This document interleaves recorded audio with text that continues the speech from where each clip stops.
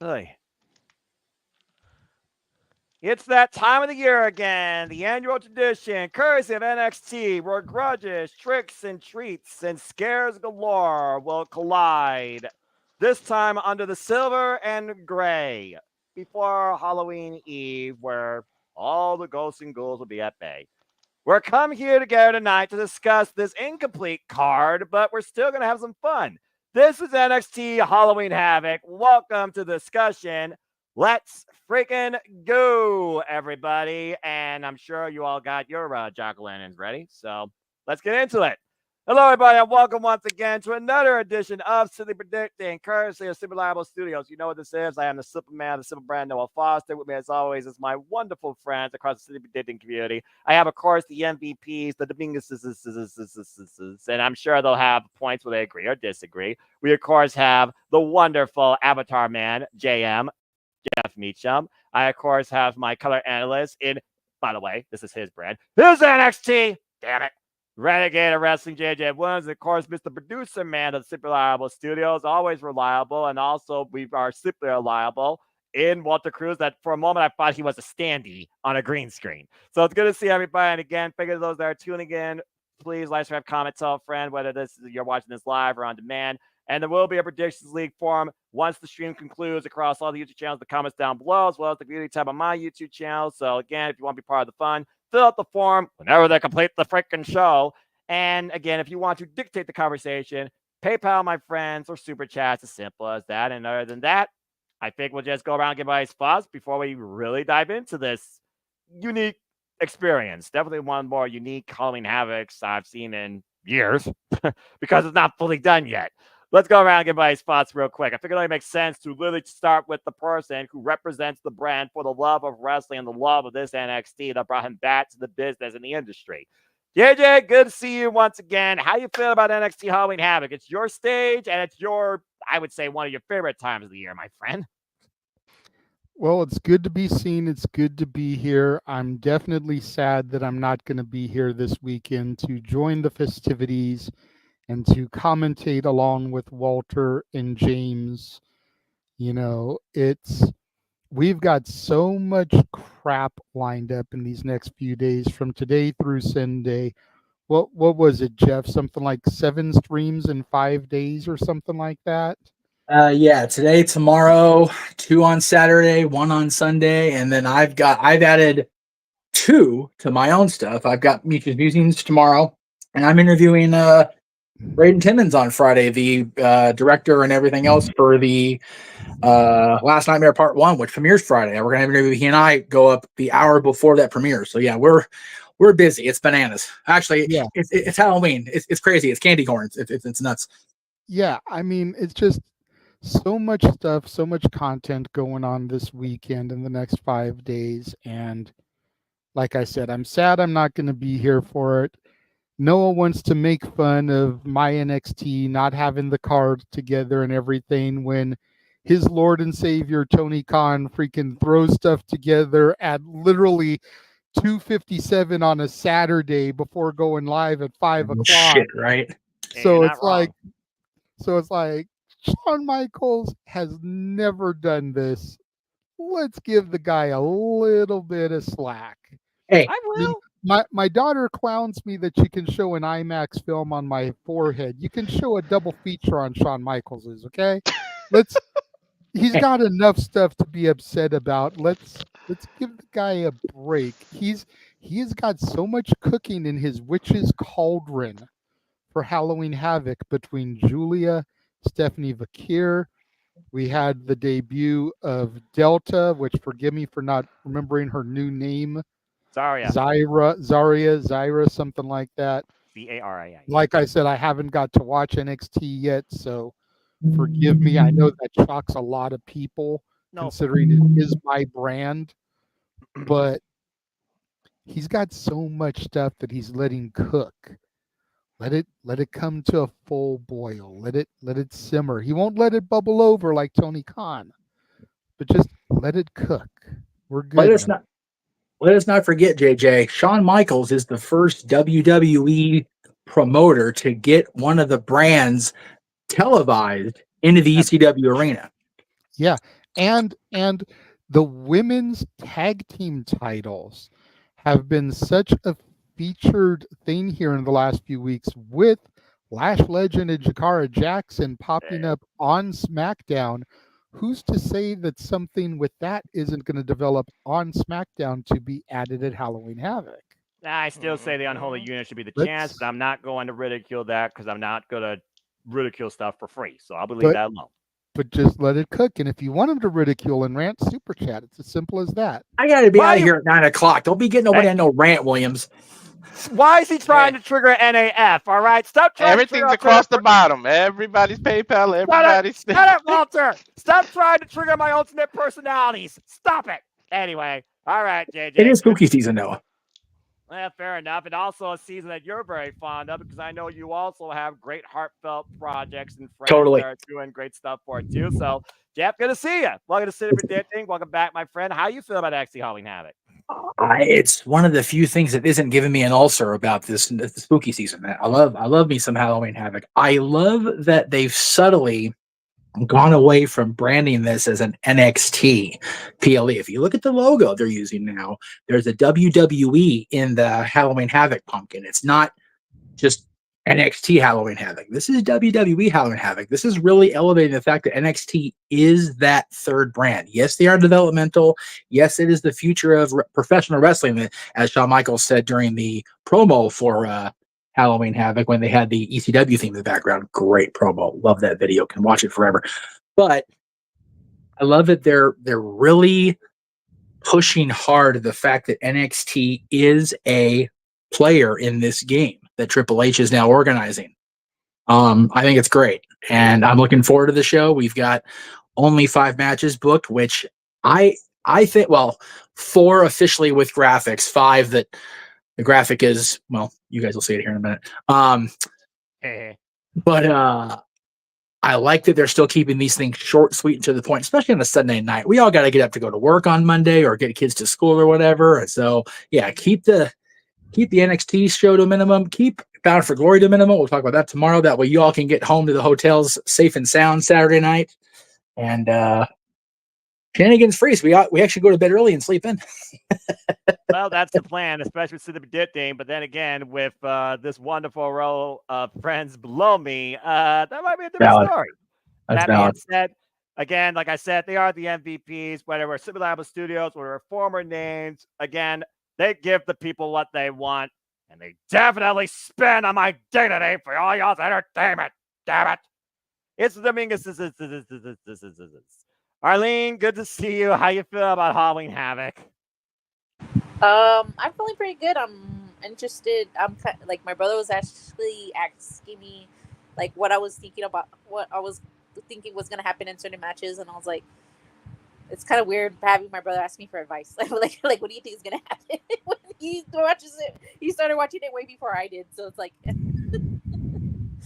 but let's see if my instincts are right. But I think it's gonna be pretty interesting what they have planned and where they're gonna go with these storylines.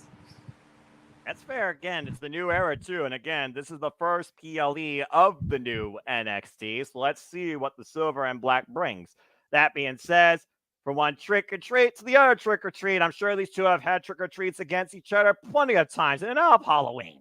And the fact that there's a vice being asked just tells me that someone's trying to get above the leaderboard in NXT at least. And that'll be shared after this PLE on my social medias, folks. Emmanuel, good to see you. How you feel about Halloween Havoc? That hopefully this guy's innocent. I don't know the serial killer, Emmanuel. It's a Halloween name. It has to be a fun twist, man. You have to enjoy the Halloween season. Yeah. Anyways, the only reason why I asked it because like Stephanie just debuted it and Cora just came back. I'm like, so like one of them is gonna be losing their first pay-per-view. coming back or debuting in NXT, like getting the pay-per-view.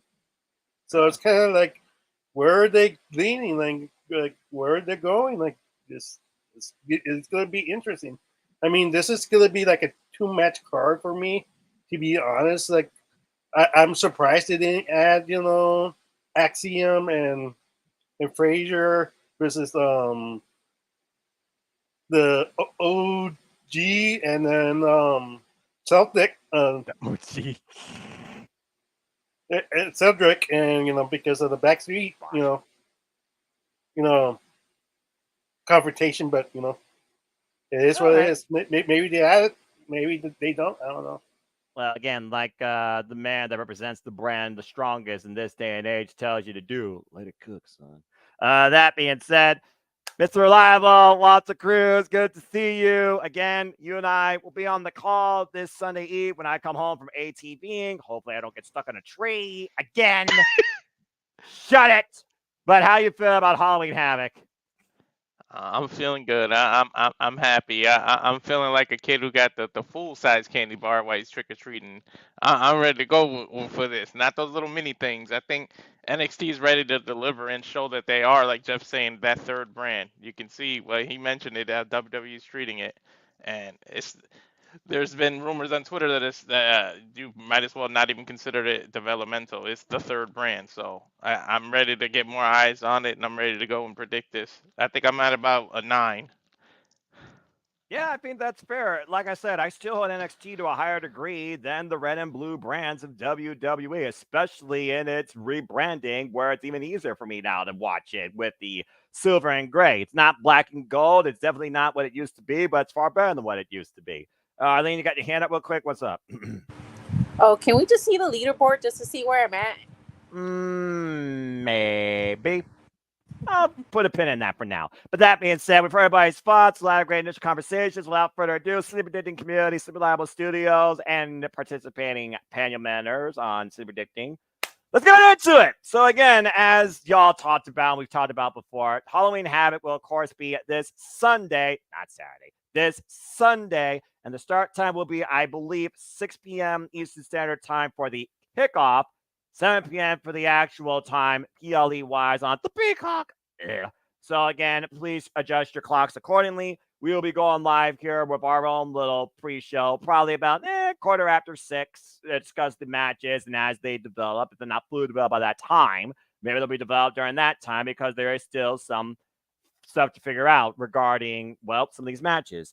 And again, like you said, as TakeOver fashion usually does, probably will be about literally 5, maybe 6 matches, and also some sort of angle. Here's the one thing, though, that I need if I'm going to truly buy into JJ's NXT. No LED. Bring the fucking pumpkin pack, damn it. Bring the pumpkin back. All right, so let's go ahead and get right into Halloween Havoc. I figured it only makes sense to usually start with a stable that has been a normal opener that has set the course for the night. So this is what the X Division does in TNA. Let's go ahead and talk about the NXT North American Championship, where once again, the Don of NXT, Tony D, the new NXT North American Champion, goes to his first defense against the person that seemed unbeatable, unopposed, the ruler of NXT, Oba Femi. In incredible fashion and encouraged by his family, Tony D was able to do the unthinkable, it seemed, during the second week of premiere week of this era of NXT in St. Louis, a city rich in wrestling history. He beat Oba Femi, became the NXT North American champion, but Oba Femi, of course, took out the entire. Let me just go ahead and say this real quick. I almost forgot. Apologies for those that are tuning in, by the way, to this. There will be some spoilers if you have not seen NXT. I encourage you to go to YouTube, watch the highlight in under 10 minutes to find out what may have happened, or go check out WWE's YouTube channel, or follow this man who will give you his in-depth review more so on For the Love of Wrestling, courtesy of Castle 18 Studios. JJ, I apologize in advance.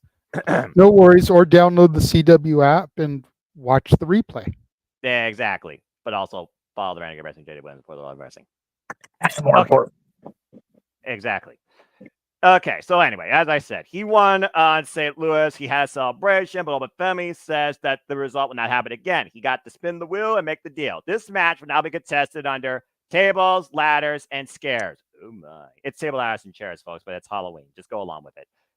Anyway, we saw what happened last night, though, when he made it personal, where he believed he took out the one thing that allowed Tony D to beat him, his family. Stacks and the lawyer got wiped out while Tony D was handcuffed to the ring post, and Tony D could do nothing about it. So how far is a man pushed, especially in Italian mafia culture, where, again, I'm Italian, you don't mess with the family. Well, he took out the family, so Tony D's probably pissed, but someone tell me he's going to need more than a crowbar. Let's go ahead and go around and get everybody's thoughts. As usual, one person starts off, he sets the pace, and then we'll go around and see if anybody agrees or disagrees and move from there. So let's keep this thing flowing and going, quite simply put, and we'll start off clockwise. You're first. So, Jeff, what do you think about the NFC North American Championship? Does Tony D once again beat the ruler, or once again does the ruler reclaim his throne? I think the moment with Tony in St. Louis was one of those feel-good moments they wanted on the 2-week premiere on the road. Kind of getting a new feel for NXT. By the way, part of my show tomorrow is going to be talking about how they should keep going with that theory with NXT and keep it on the road based on where the main roster is. But I'll get more into that tomorrow night. Tomorrow afternoon, I guess. With or without the North American Championship, where are we at here on the time? 16. Oba Femi's still a bad motherfucker. All right. Accurate. So I think he's going to regain, and I think he will take the championship into, at the very least, Royal Rumble season, if not WrestleMania season. I think he is that guy. And if they're going to continue this partnership with TNA, this relationship, however you want to phrase it, we have to get into a situation where we have the system having to defend Moose against Obafemi. We have, like, if they give us nothing else, they have to give us the meme moment between these two guys. So, and I think the only way to do that, if they're not going to put the world title back on Moose, which I don't want that to happen, let it be Nick or Joe Hendry going for it, or even Frankie Kazarian. I'm okay with that too, by the way. I think that we have to get Obafemi the championship back as a result of that. I'm going around about here, but yeah, Obafemi is going to regain the title, in my opinion, and I don't think that Tony will be relegated back to the haha status like they were, but I think that Obafemi needs to be that champion, only because I don't think they're going to have a heel heavyweight champion after this weekend. Okay. So, Jeff Meacham has set the ballot for new NXT North American champion, two-time NXT North American champion, Obafemi. As is fashion here, we now will open it up to the rest of the floor to see if anybody disagrees. So otherwise, we will move on and see if this is simply unanimous. So going, wow. Okay. Well, What the hell with you all then? Walter, then Arlene, then JJ. Walter, you're on the ballot, so you apparently believe that Tony D will retain. So go ahead and give your thoughts. Yeah, I think Tony D retains because I think it's time for Oba to step on up, start challenging for the NXT Heavyweight Championship. I think based on who I won't spoil it, but based on who I think is gonna get the NXT Championship, there's gonna be no clear number one contender, and they probably do either a battle royal, some kind of tournament, some way to get a new number one contender, and Oba wins that match, and then you got to do Oba versus whoever has that title, because Trick and Ethan have fought enough. It's time for some new blood in that NXT World Title picture. So and plus Tony just won it. I think that they took it off of Oba just to make him, no pun intended, because he's big enough, but a bigger star. Because we know how huge he is already, but I think it's time for him to get the fire lit up under him, and it's time for him to go on to the big title now. All right. So, Arlene, apparently you were disagreeing with Jeff as well. So, do you share similar sentiments towards what Walter was?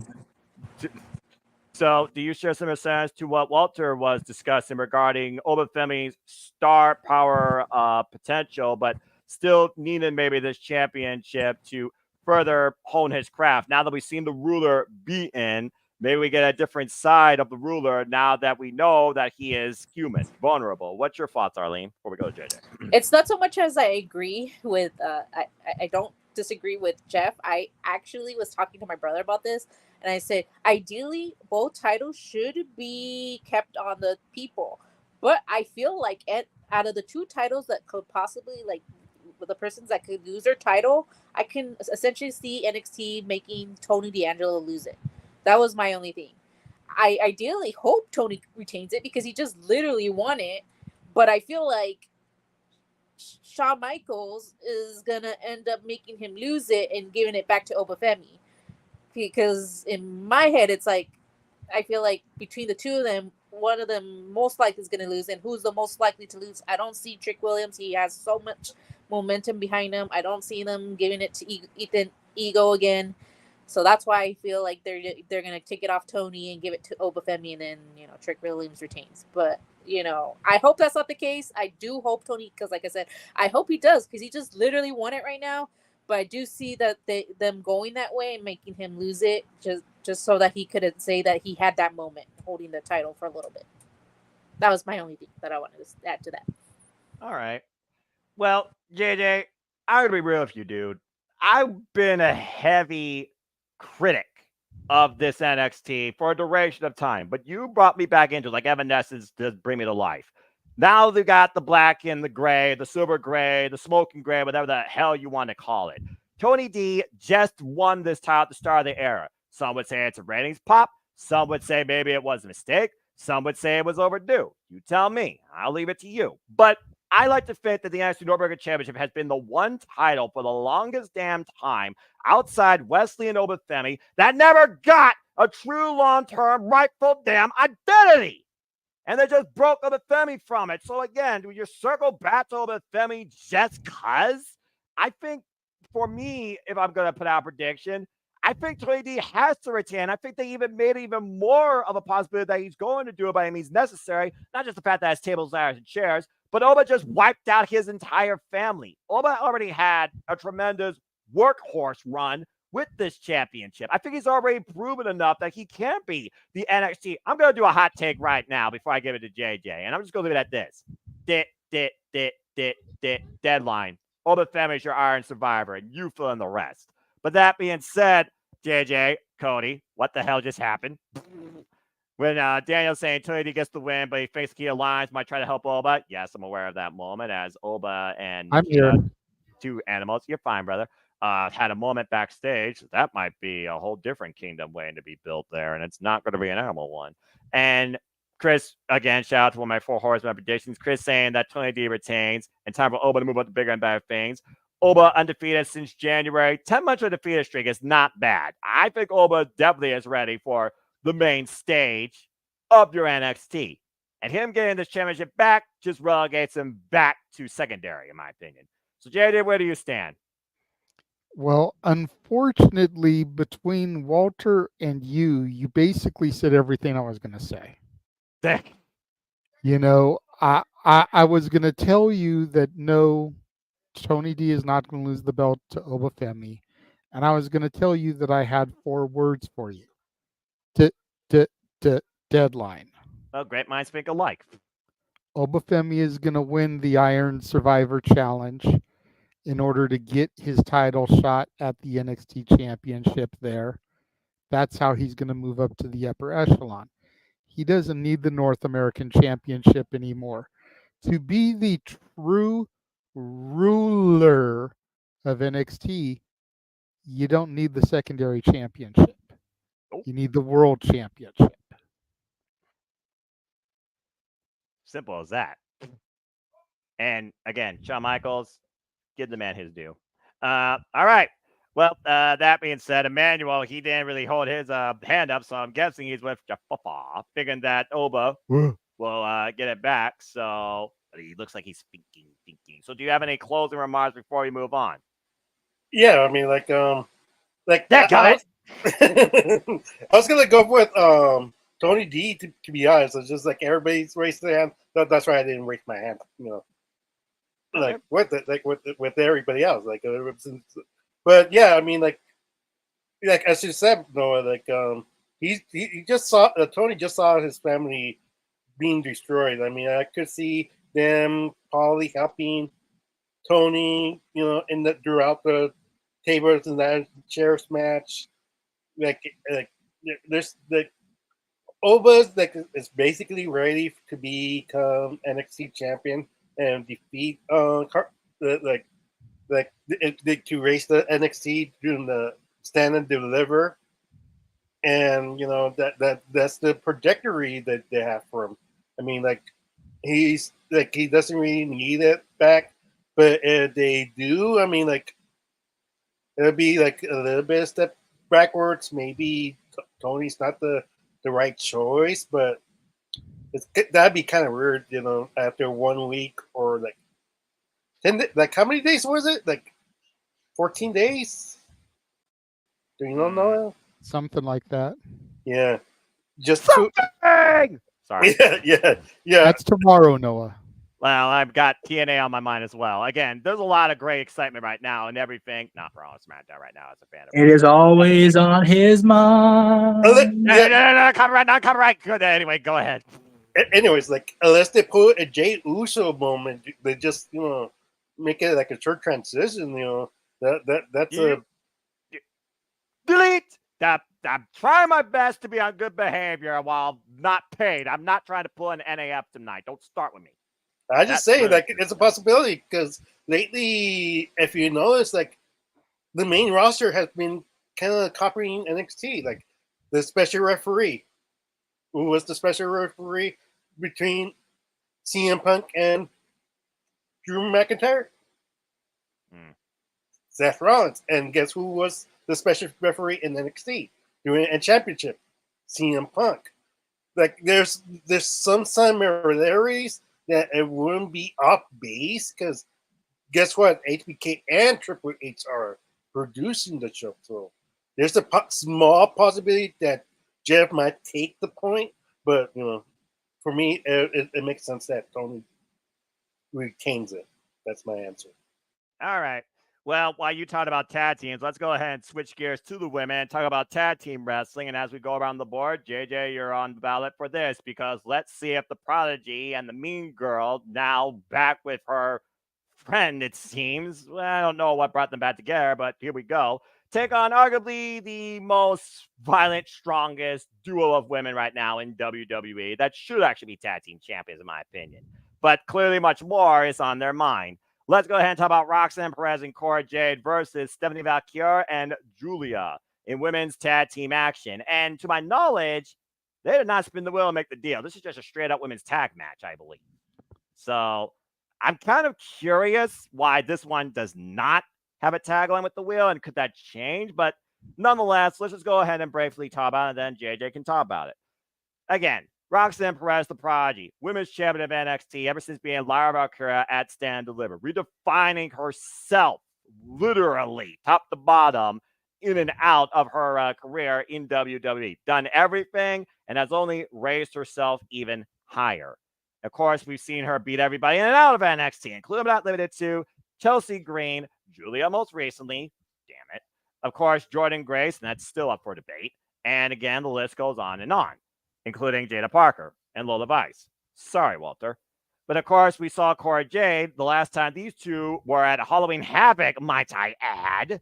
Roxanne Perez beat her in Weapons Wild. Can you believe that was over 2 years ago? And literally, Cora Jade's been out indefinitely due to injury. Last time we saw her was Deadline, when she sneaked attack the Iron Survivor winner at the time. And then she was gone again. Didn't come back until literally Chicago to help Roxanne retain. Julia, former World of Stardom champion, former Individual Strong Women's champion, the beautiful madness she brings versus the beautiful insanity that she was in Stardom. She basically is a newcomer here, but she had so much going for her when it comes to experience that you almost thought she would pull an Asuka and be the next women's champion.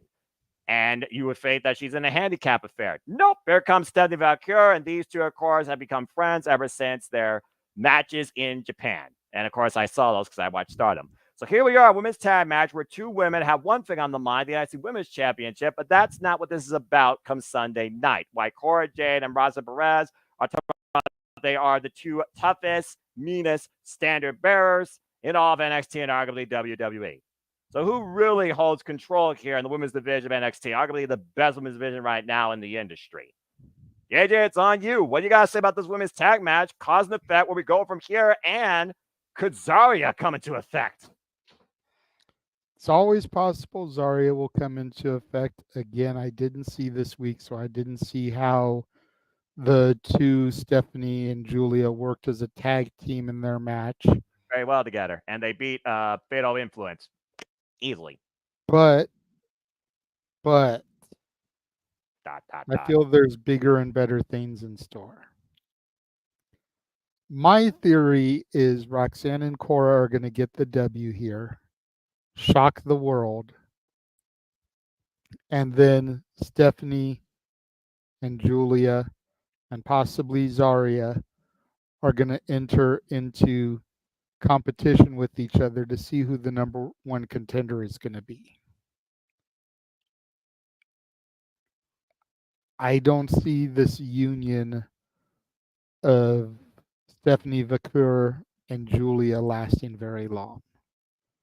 I think WWE knows where its bread is buttered. They know that these are two of the biggest female signings maybe they've ever gotten.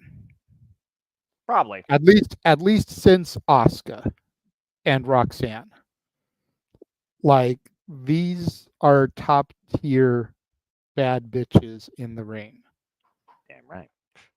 So they know that the two of them against each other with contendership on the line, whether it's deadline or whether it's whatever comes after before Stand and Deliver, I think they know there's money there. In fact, have them in Iron Survivor and have that build to where the next PLE is the one-on-one confrontation.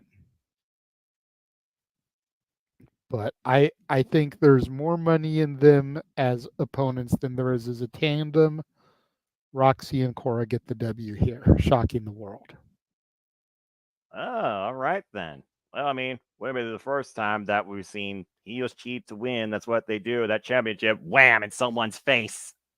All right. Okay, so the battle's been set for Roxanne Perez and Cora Jade getting the better of Stephanie Vaquer and Julia this Sunday Halloween Havoc. Before we move on, let's go ahead and open the floor to see one disagrees. Going, why? Yeah, I saw that, and then I saw Walter, and then Arlene. All right, so we got 3 again. All right, Jeff, so what's your thoughts towards this? Now, you know I'm a diehard Stardom. I'm a Joshi guy. I prefer Joshi wrestling, whether the strongest female competitors in the business versus any woman here in America. It's just a fact of life.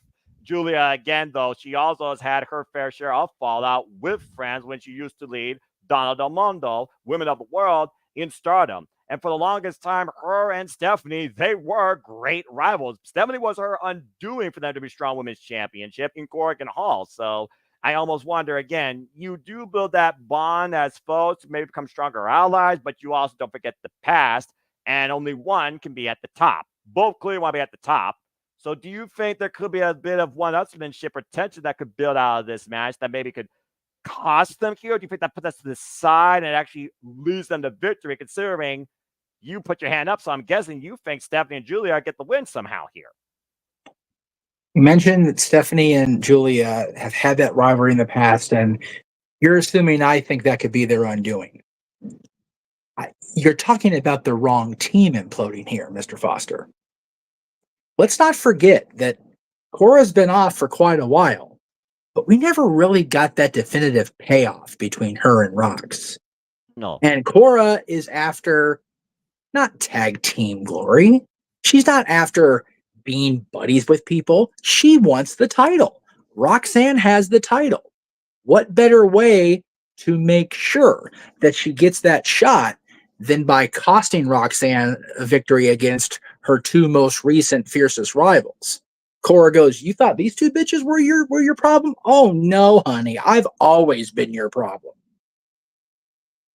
So that's why Stephanie and Julia get the win, because Cora's going to dump Roxy on her head. Okay. Well, since it's not the main event, that's why I think it's going to be, because NXT likes to say the old school, send them home happy with the babyface win, which I'll get to in the main event. But yeah, that's fair. I did say 2 years ago, Halloween Havoc, Weapons Wild, Roxanne beat Cora, and arguably Cora ain't forgot. never was the same since. She ain't forgot. Guarantee it. Fair enough. All right. I think I saw Walter's hand up next, and then it was Arlene. So, Walter, what's your thoughts towards this? Yeah, I think JJ brought up a good point, and that's a great fantasy booking. And what he said, everything makes sense. But I think the fact that there's not a stipulation in this match, it's not about titles, it's more about pride. I think Cora and Roxanne lose, and then what Jeff is saying happens after the match. It's not that they cost it; it's that Cora realizes she lost, and then boom, she hits Roxanne. They do the one-on-one for the title, and then you leave the Stephanie and Julia to do the Iron Survivor match. And And then Zarya. maybe they get the and maybe they get the one-on-one later on a later date. But I think Cora gets the title shot first, one-on-one, and then it leads to them two because, like Jeff and JJ were both saying, there's money in Julia versus Stephanie, so you got to Oh do yeah. that eventually too. Oh yeah. Because it's like that. I can't wait. Hopefully that's something we get to call because I can't wait for that. And if you do that, both those matches, you do Stephanie versus Julia and Cora Jade versus Roxanne on the same damn PLE. Like you can take my money. I would pay for that damn pay per view. Like damn the Peacock. Like literally, I'd pay for that. But yeah, I think that's what happens. Roxanne and Cora lose, and then their implosion happens. It's not they lose because of the implosion. Okay. All right. I do like this great cause and effect idea that does somehow build to Roxanne Perez versus Cora J. But that being said, Arlene, another thing to think about, Julia has already been pinned now in NXT. So she knows, she doesn't have that undefeated, cape of, invincibility anymore. Stephanie Vaquer still does. So it's one of those things right now where you wonder, does Stephanie get pinned inadvertently due to maybe a miscommunication? Do Roxanne and Cora play nice girls and then go mean girls full on afterwards? Or again, like what Jeff and Walter's been saying, is it all ruse? Is there a deeper thing with Cora Jade? And is there something more in everybody's eyes that doesn't involve pretty much what Roxanne Perez already preserves for her life? More precious than Goldie and Ciampa did, the NXT Women's Championship. So, Arlene, what do you guys say regarding this? Jeff kind of took what I was going to say, which was basically when JJ was saying, like, he could see Stephanie and Julia imploding. I was like, when I was listening to him, I was like, yeah, but are you seriously going to say that Cora Jade's going to play second fiddle to Roxanne? Come on. They're going to... I don't know what my brother's doing over there. Snapshot? I don't know what that was. I don't know. But my thing is, like, she's not going to play second fiddle. Are you telling me that she'd rather settle for the North American title than the NXT Women's Championship title? I don't think so. I think two things could happen. I can see JJ saying, yeah, let's say that they win, but then Cora blindsides her. Like, they're celebrating a victory, and bam, she just attacks her, and she's like, oh, what the? Like, looking at her like, I thought we were friends. Like, no. And she points at the titles like, I want that title. I'm not going to be playing second fiddle to you. I'm not going to be, like, following you around like I'm your, like, number two, basically. And Diesel. I was gonna say, I'm not your diesel, bitch. Yeah, exactly. And basically, lead up to that. I also think as well, since Julia and Stephanie are barely coming up, I don't see them going for the title just yet. I think they're probably going to want to build to that. I think they will be tag team championships, and then maybe like they both enter the Royal Rumble, maybe make a surprise appearance, because imagine the pop that would cause if they appear in the Royal Rumble, and then maybe one of them accidentally eliminates the other, and that causes that tension, and then that maybe can lead up to like maybe the NXT WrestleMania that they have. I don't know what that pay-per-view is called. I'm sorry. And deliver. Yeah, stand and deliver. So thank you. So and that leads up to the maybe like one of them gets the championship and they face off for the championship. I can see that happening, but I honestly think that like I kind of want Julia and Stephanie to win, but I could see JJ's scenario that they both win, and then Cora J like basically blindsides her. Think like they're celebrating victory, and like bam, like she just attacks her. I'm gonna go with that latter, and say that Cora Jade and Roxanne wins, but Cora Jade blindsides her and attacks her, and that leads up to a matchup with her. Because let's be honest, like between the two of them, Cora's like basically doing all the talking when it should be Roxanne, to be honest. So like, she needs to be like, I can make that title more than what you've made it, basically. So I can see that happening. So I'm gonna go with Cora and, and Roxanne for the win, only because I feel like that's gonna be the outcome to that. All right. I love how all three of us all got to the same endpoint of Cora and Roxanne imploding, but I have them losing because of it. Walter has them losing in spite of it, and Arlene has them winning and then doing it anyway. I love that. I love it. It's all different, but it's the same end game. That's great exactly. shit. That's great. That's why professional wrestling's awesome. Damn it. Well, again, predictability is not necessarily a bad thing, but unpredictability is a very fun thing. And when you talk about both titles, in the previous era, when I was once a wee lad, and it was my NXT, before I give it to JJ, just want to put this out here real quick. There was a point when DIY did just that. Yeah. On the same night. But JJ, what you got to say real quick? Well, I just wanted to rebuttal a couple of things. First of all, it's great to see Safet in the chat telling us what Cora does and doesn't forget about when she wasn't even at last year's Halloween Havoc. So I don't know how she could forget about that when she wasn't even there. Good on you, Safet. Yeah, it's all right. We got you, brother. I'll give you the time. Right? It's got 2 years ago. Continue. As far as Cora not being Diesel, of course not. Her name's not Camille. Damn. And then going further, what y'all aren't thinking about, and maybe this is why I have the brain pattern that I do and the thought process that I do, but you have to remember Cora Jade came back last year at Deadline from an injury and then immediately got injured again. Exactly. I think that's why she's in this tag team with Roxanne. We need to see if she's going to get injured again. We need to see how injury prone she is. Julia and Stephanie Vaquer, for as accomplished as these two bad bitches are, the NXT Women's Championship is beneath them. They're only going to be in NXT for a cup of coffee until the draft. Then they're moving to Raw or SmackDown. The end game needs to be Roxanne and Cora at Stand and Deliver. We've got time to let it cook. Let them run together as a team for a minute. Let them get some wins under the belt. Let them see if Cora's going to botch some shit and go out with an injury again in 2 weeks. Eesh. You know, just like Nikita Lyons. Love her thick ass, but how many times has she been on the injured reserve list since 2.0? I love her thick ass. Just saying. She's been injured broken a bones lot. as much as she's broken guys' hearts. Right. Watch out, Oba, by the way. So let this cook and process for a minute, and then when they feel comfortable that Cora is not going to get hurt, you pull the trigger, you have her drop Roxanne, you move on to Stand and Deliver. Well, we also got to consider your NXT. If I remember the PLE schedule correctly and they keep up with it, after Deadline, you know as well as I do what they start off with in the new year is Vengeance Day. How fitting of a title to see Vengeance carried out by one of those two, if not against each other. And also keep in mind that Deadline hasn't been confirmed yet.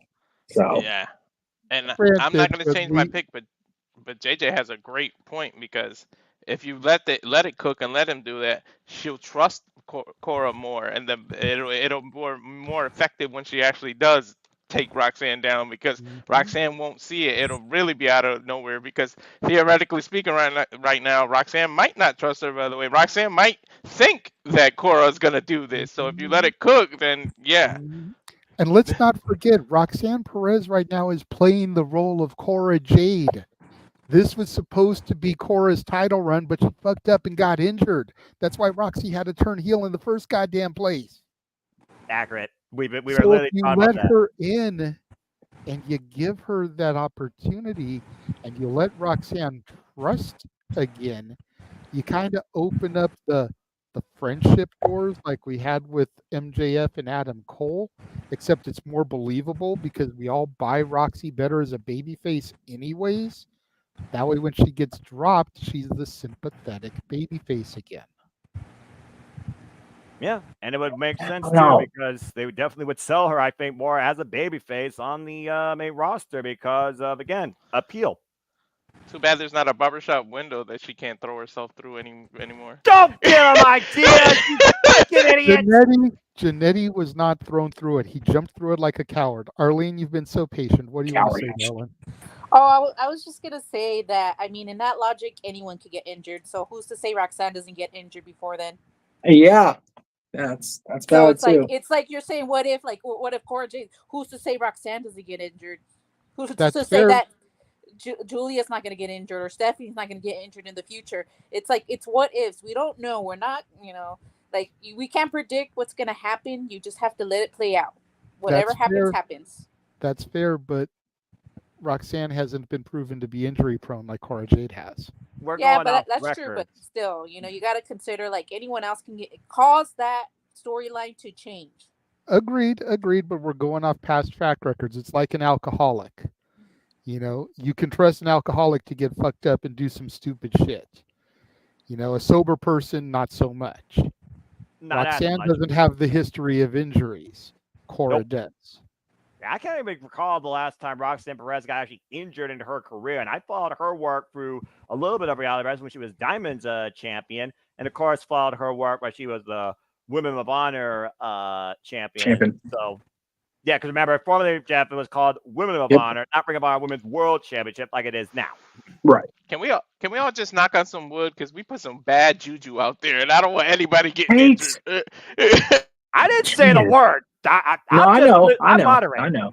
But this is great. But this is great conversation because again, there's so many different dynamics this match can take, win or lose on either side. Because eventually, you gotta imagine two big money women programs. It's gotta be Stephanie Vaquer versus Julia and Roxanne Perez versus Cora Jade. It's just a matter of which one's going to be over the championship or which championship implications. The only other way you could really add to this somehow, and this is if this match is thrown out in Daniel's weird, bizarre world of no contest, this turns into a fatal four-way at some point.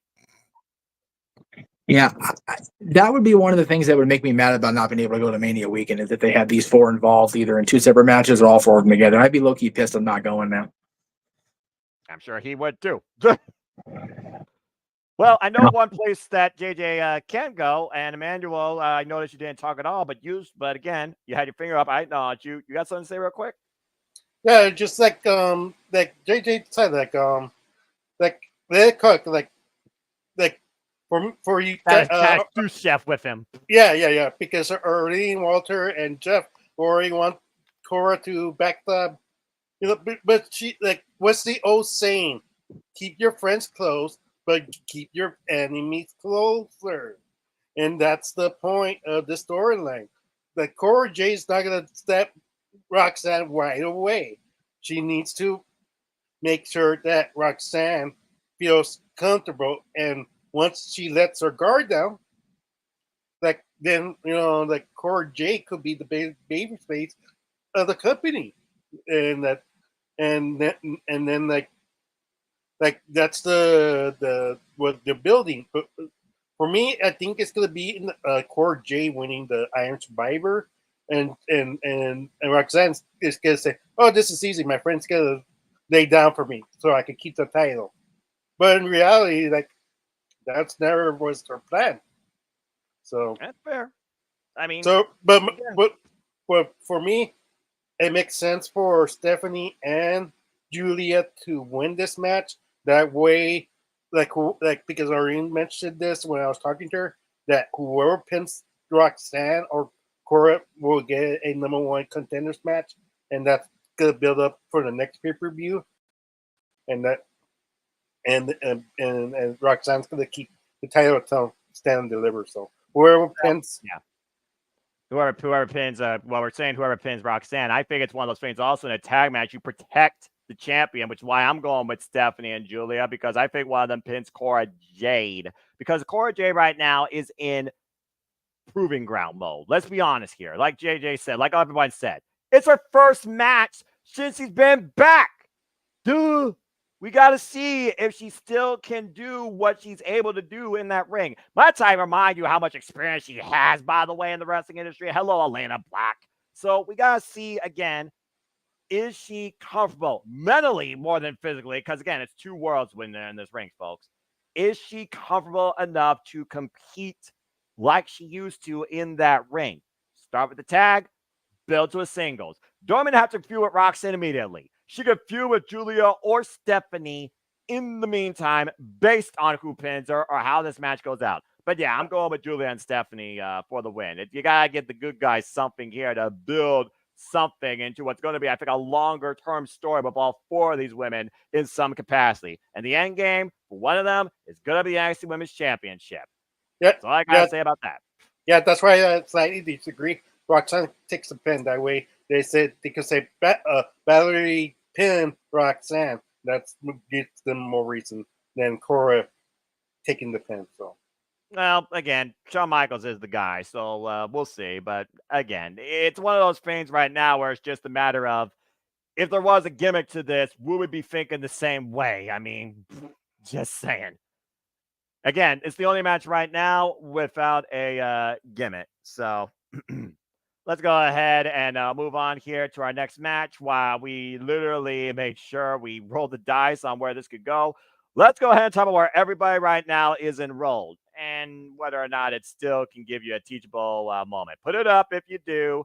Emmanuel, we're starting with you. Let's go ahead and talk about the professor of Chase U. And we still don't know if this is fully going to be made, but again, they have not given us a graphic, but it sounds like it's going to be Rich Holland and Andre Chase. And, well, I kind of saw this coming. An ambulance match. All right, let's go ahead and talk about JJ's favorite professor and everyone's favorite institution not accredited, shall we? Damn it! Ugh. Andre Chase and freaking hell. Andre Chase and Rich Holland, of course, former tag team champions, but they lost them, much to my surprise, against Nathan Frazier and Axiom. And Rich Holland officially dropped out and got self-expelled from Chase University, but not before wiping out Andre Chase in the process and breaking the hearts of Thea Hale and Rosley Osborne and any student enrolled in the process. Trying to destroy Chase U from within, it seemed, considering it didn't give him enough on a scholarship with the tag team championship. Destroying Riley Osborne, trying to take him to the hospital, Andre Chase came back with a vengeance. It smelled like Team Spirit, and the spirit of Chase U was restored. But right now, Rich Holland is owed a lesson, an ass kicking, and maybe a one-way trip to an ambulance. So here we stand. So the bottom line, can Andre Chase give us that teachable moment and send Rich Holland off to the nearest hospital, there to be seen on Chase U's campus again? Emmanuel, we'll start with you here. What's your thoughts towards this? Not yet official, but might as well be. Ambulance match, if it happens, between Rich Holland and Andre Chase. And if it doesn't happen, Sean, what the fuck you doing, bruv? no, it's official. They announced it on the NXT yesterday. I actually saw the episode. Oh, okay. So it's official. Give me my graphic, Sean. Give me my graphic. I know, right? You're asking a lot from WWE, just saying. Go ahead. You For- kick things off. Yeah, for me, this storyline feels like a stand and deliver match. To be honest, like I feel like this Chase U should have kept the tag team a little bit more longer until January, February. That's when you build up. Like, wow, like everybody from Chase U is getting demolished. It feels like this is a blood feud that you could feel, and then you want to cheer for Chase U. And I feel like that's when you see the return of Chase U helping Andre Chase, and to win against Rich Holland. And hopefully this is the end of Rich Holland's NXT run, because I don't know. Like he feels out of place. I don't know where he goes from here. I guess he could still feel with Chase U, but Chase U is even feeling flat to me right now. Like, I feel like they need to do something more with them, and I'm not sure what you will do with them by now. So it'll be there's a 10% chance that Rich Holland could win it, and Chase U. Like, I don't know what else you do with Chase U. No, like at this point, you can ask JJ. I got no idea what you do with Chase U at this point. So right now, I feel like Andre Chase is going to win this. All right, so the bout's been set to Andre Chase, and it sounds like it'll be a team effort on behalf of Chase University if Manuel gets his way. I gotta be honest, I feel like this is the one match everyone's going to be unanimous on. When I think about the last time I had an analyst match at Holland Havoc, of all places. I'm pretty sure it was a betrayal from somebody in a group, and the group got their revenge courtesy of one individual. Hello, Brutus. That being said, 2 years ago, by the way, folks. Does anyone? Oh, for the love of it.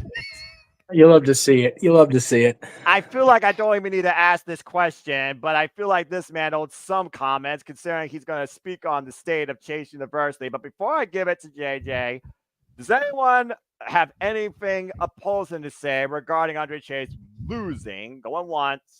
Go. What? Well, So right. I don't. Chase first. We'll wait for a moment. Go ahead, Jeff. And then Arlene. I don't want to oppose the fact that Andre Chase is going to win, but I do oppose the 10% chance that Rich has. You got to remember, in a normal match, it's 10%, but when you get the animals involved, it's a 33 and 1/3 chance percent. No. And then We do not teach Steiner math at Chase University. well, they You know what? should. Damn it, Braun Breaker's a former NXT champion. You know what? You actually are in my good graces once again. I'll give Chase you another star just for that. And also keep in mind, folks, Rich Holland did a terrible, terrible thing by betraying Chase U after not getting what he wanted out of it. This man was forced into Chase University, and he didn't get as violent when he was forced in there. Come on. Lead by example like Noah Foster. Don't act like Rich Holland to be a douchebag about things, folks. Come on. Wow. All right. I guess I'm a role model. Oy vey. You All are right. a role model. You're a beautiful man, Noah. I'll tell you what. And yeah, Man. don't be a douchebag like Rich Holland and ruin Chase U from within. Don't be a douchebag like Mick Foley accused the former president of being today. Don't be those guys. Don't be those guys. Be a positive role model for the world, by God. Man. Tomorrow's going to be a good show. Easier said than done, it sounds like. Anyway, before I give it to Arlene, now with the Renegade Wrestling JJ Williams for the state of Chase University address, because he got the big background up. What do you got to say regarding your professor at your university and this? Go ahead. My distinguished scholars. Oh, of the shit, here we go. university. Look, bottom line is that if Andre Chase doesn't get the W here, then what the fuck are we even doing? I don't know. Like, seriously, the man has been photographed with Chucky. This is the Halloween season. Rich Holland used to run with a Muppet. Andre Chase has been photographed with Chucky. Don't spit, Noah. I'm fine. Otherwise, you may have to turn into Noahhausen again. No. Or No one super needs. chat. Wooly Bully was as Noahhausen. No one. Hey. No one needs to see that. Oy. But Man. seriously, like, come on, people. With all the damage and destruction that Ridge Holland has done to Andre Chase and Chase University, it's time for Chase U to get their comeuppance. I expect this to be almost an Avengers-esque situation. You know, I expect this to almost be like Cody Roman at WrestleMania. Ridge Holland is going to manhandle Andre Chase. But the return of Duke Hudson, the return of Riley Osborne, a distraction from Thea Hale from the outside, is going to be what ultimately allows Andre Chase to win. And Jeff is 100% incorrect. Ridge Holland wasn't forced to join Chase U. He did it for the Poon. He did it for Thea. It's always the women messing up the Hakuna Matata. How many times have we talked about this? This is valid. And sorry, Arlene, but you know. Is it? Yeah, you know. Is it bad? Ridge, much like Fred Durst, did it all for the nookie. The what? The nookie. And he didn't even get any because Nathan Frazier gets it. So, you know. Nathan Frazier's a bastard for that. Anyway. Okay. Is it bad that I low-key want to see Ridge win just so Thea Hale goes full Tiffany Valentine and starts cutting people? Am I wrong for that? You're trying to turn Thea Hale into a psycho or into Carrie? No. Thea Hale. Hey, That's the Chucky franchise. yes. If I don't know Chucky anything about if Chucky can pose with Mr. Chase, then we can have Thea Hale go full on Tiffany Valentine and start just slicing people to pieces if Red wins this match. Look, if you want to talk about Chucky or Freddy or something else like Puppet Master, go listen to Chainsaw Girls with Allison Kay and Allie. Yeah, all right. So I don't know nothing about that. Anyway, Just please don't pull a WCW and put Chucky on our screens. Like, don't do that. No, I need Chucky They've on my already done screens. that twice on Halloween Havoc, though. With Liv. I don't know, need but that don't, again. I think it's Don't what do it the way WCW did it. Let's just have Riley Osborne as Chucky and Thea Hale as Tiffany. Let's make this happen and go full There you tilt with it. Please don't. Right, a Chucky. Please don't. I need Chucky redemption. Liv Morgan rooted for the Vegas Golden Knights last night in person on purpose. I need some sort of Chucky redemption with Liv. Like Liv Morgan ruined Chucky. The She did. season after she appeared on it, the show gets canceled. Yep. Yep. Terrible. Oh, First she That's how you- ruins Chucky, then she ruins the Judgment Day. That's right. oh, so that's how you ruin ratings. Anyway, Arlene, I saw you. I'm all discombobulated with this whole thing now between sex ed and freaking ratings 101. Arlene, I saw you had your hand up. I'm going to say this real quick before I give it to Arlene. She's the one person on this panel that's been waiting for Fia to go heel at this point. So Yes, I'm that's very right. She's curious to never see. gonna get it. I'm very curious to see how she tries to spin the narrative and spin the wheel on this deal. So, Arlene, go ahead. The floor is yours. And then I do see a super chat. We'll address that here after this. Arlene, what you got to say? I saw what Daniel put, like, I turned Thea Hale like heel, and then I started laughing because I've been saying that for the longest time. I don't know. I've been poking JJ's that since it's been months now. And let's be honest, if Roxanne didn't have to have turned heel, I think she would have turned heel. Let's be honest, JJ. Even JJ's admitted that if Cora Jade hadn't gotten injured, they would have had to turn Roxanne heel, and Thea would have probably ended up being the one turning heel. Yes or no, JJ? Uh-oh. Quite possibly. Yeah, okay. I will give you that. And Arlene's right. She's been writing me about this for about a year because it was a year ago at Halloween Havoc that it was Thea Hill and JC Jane as Chase U teaming up. That's right. So, anyways, back to what I was gonna say. But Cora Jade still wasn't on that card anywhere. yeah. But back to what I was gonna say. One of the things I was telling my brother about Thea, not that I'm putting it out there because like I know she's not, but like the fact that she's just been standing there, not thinking about getting a chair and maybe like hitting Rich, with it when she's beating up Chase U. She's just been standing there yelling at them. She's not really doing anything. I'm like, at least get a chair. At least like try to threaten him with a chair or something to make him run away or something. I don't know. That's what I would do. I mean, I run that risk of getting hurt, but at least, I tried. She's just standing there yelling. What's yelling going to do? Nothing, really. Distract you. I've got no skin in the points game. Screw it. Thea turns, Ridge wins. Screw it. That's what I was going to say. Wow. Let's make it happen, man. Well, that's a I was real looking at Halloween the- nightmare waiting to happen for JJ. Because that's where Jeez. kind of was going. I was like, if she's only standing there yelling, like, why isn't she doing anything? I know she's like a girl and she's probably not going to do much, but yelling's not going to get you anywhere, sweetie. Like, there has to be a bigger motive. And like my brother says, where do you go with Chase U after this if they win? Like, who are they going to... I like it. I like it. Who are you gonna match them up with after this? You have to have someone on Chase U turn on Mr. Andre Chase. Sorry, and let's be honest. Like I said, Thea's just been yelling. Another person that I think might turn, maybe Duke. Like he was one of the last, like the last ones to get injured. All right. But This is turning into the shutdown of Chase U. You're hurting JJ. Yes. So I'm gonna Yes. shut down this creativity switch right here in fantasy booking because we're getting way too far off in the weeds. Where you're almost on another campus. But like I So- said, like if Rich wins, where does he go? Like who does he face after this? It's like my brother said, like where do you go from here? Whoever wins, like where do you go next? Something has to happen to cause this feud to continue going.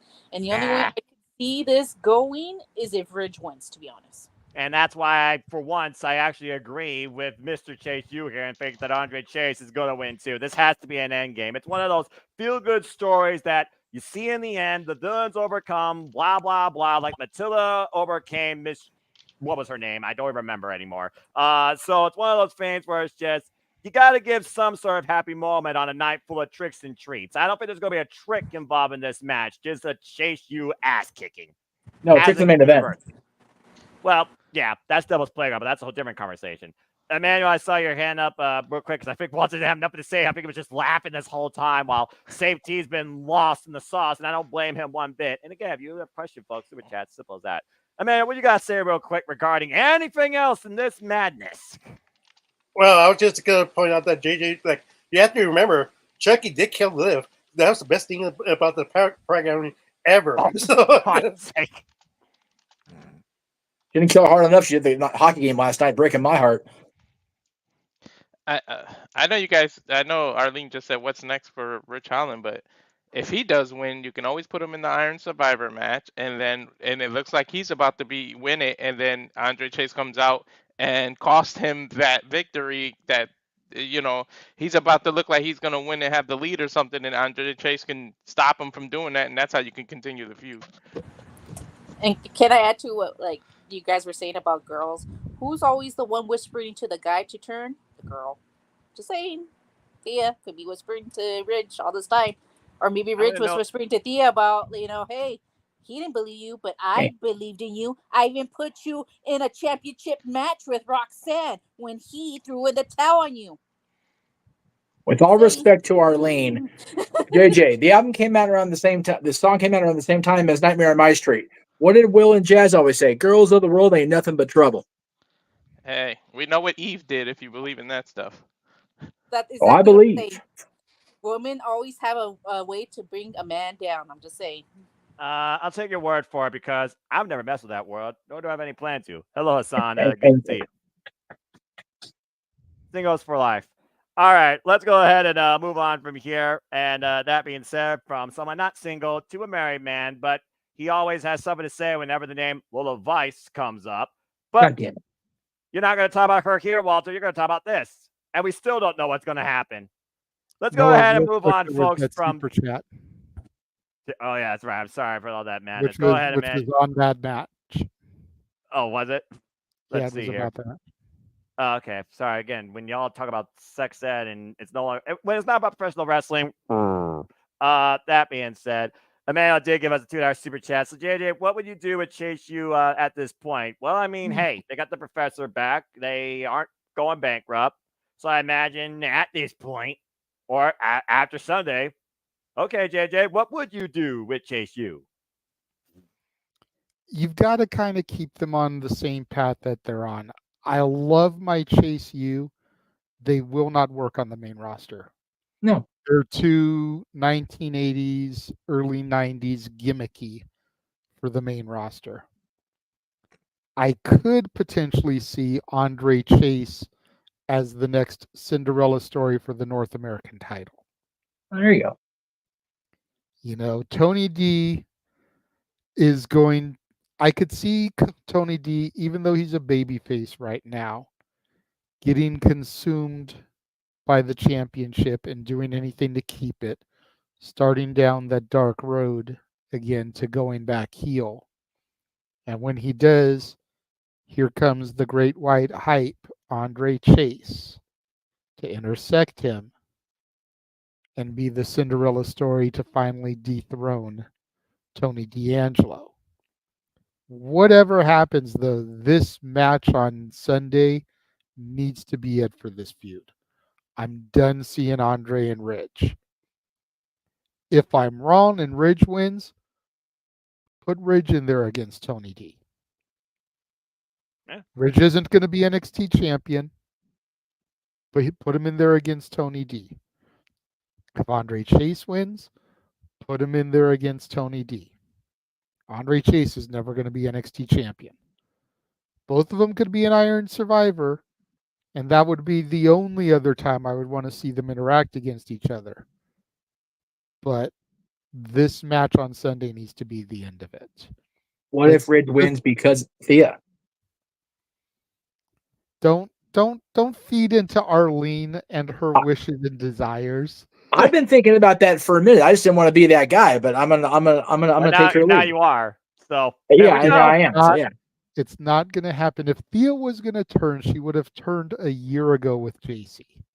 okay. She Yeah. would be a part of this fatal influence with Fallon and with Jasmine. Oh, you Okay. mean these three? Yes, the match we were going to get into next to try to segue back to it. And There you again, go.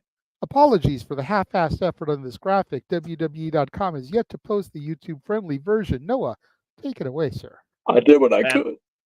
Well, thank you, Jeff, and thank you, JJ. And let's go ahead and segue to the NXT Women's North American Championship. Daniel with the hot take. I'll put that up here in a moment. But yes, Kalani Jordan's next defense will be against one member of Fatal Influence. It will either be Fallon Henry, Jasmine Nix, or Jessie Jane. And of course, this stems off the fact that they lost the tag match yesterday to Julia instead of Vaquer, but they got to spin the wheel, make the deal, and it landed on dealer's choice.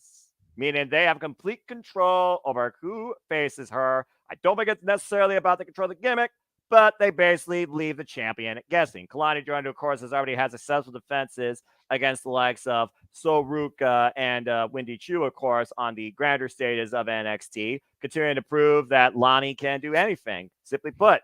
But Daniel here, apparently with a thought, believes that it will be Fallon Henry who will not only be the one across from her, but will be the new champion.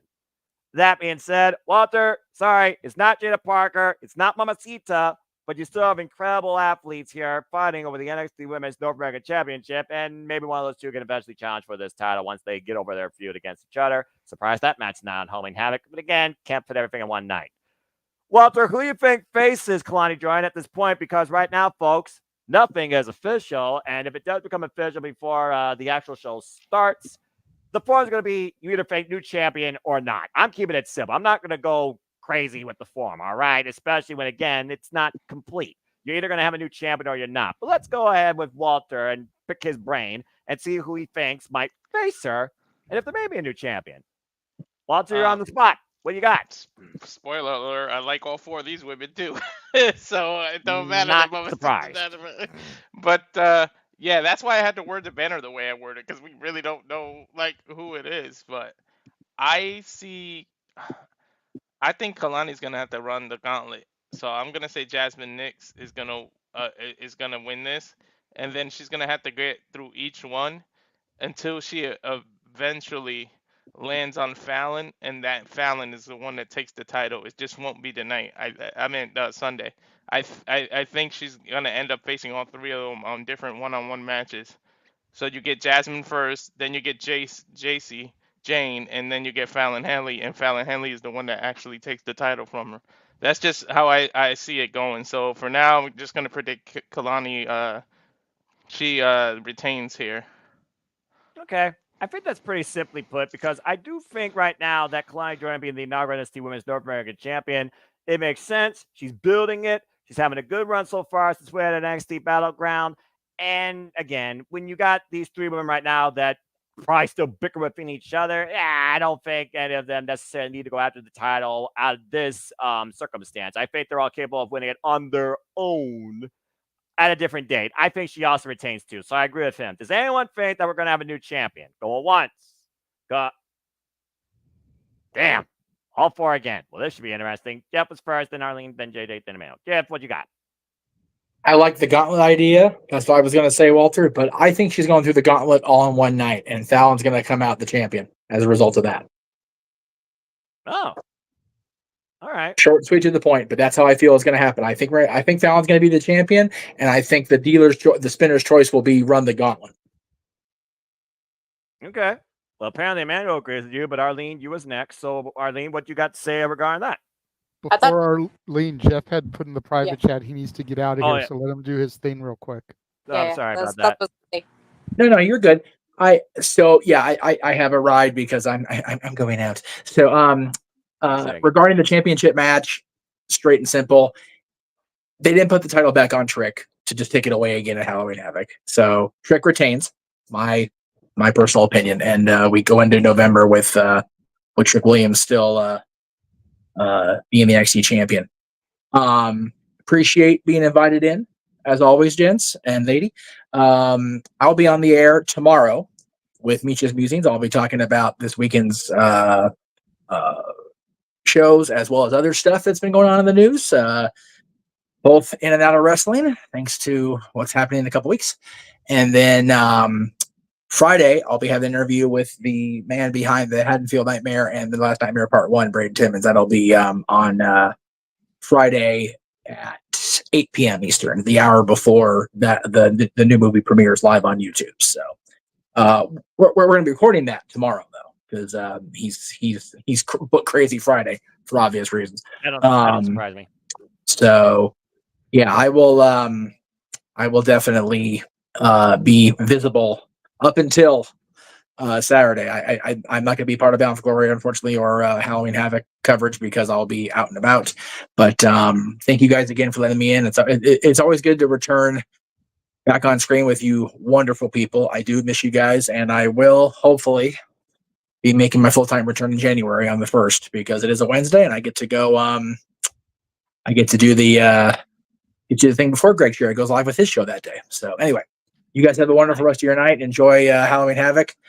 You, sir, enjoy your trip to Detroit. Damn it, that's gonna be so. I'm so happy for you, and then Aaron's going, which is awesome. So yeah, enjoy Bound for Glory. Enjoy Halloween Havoc, and I'll see you guys soon.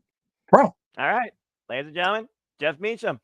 Take care, brother. Again, stay tuned for Meach's Musings, Thursday, October 24th, Central Standard Time, 4 p.m. Pacific. And please support our friends. Last Nightmare Part 1, a Halloween fan film with Brendan Timmons. And stay tuned for more on that, courtesy of good old JM. Always appreciate him. And then number 5. Okay, Jeff well Meacham now. has left the building. Yes, he has. Thank you. All right. Brilliant. All right, Arlene.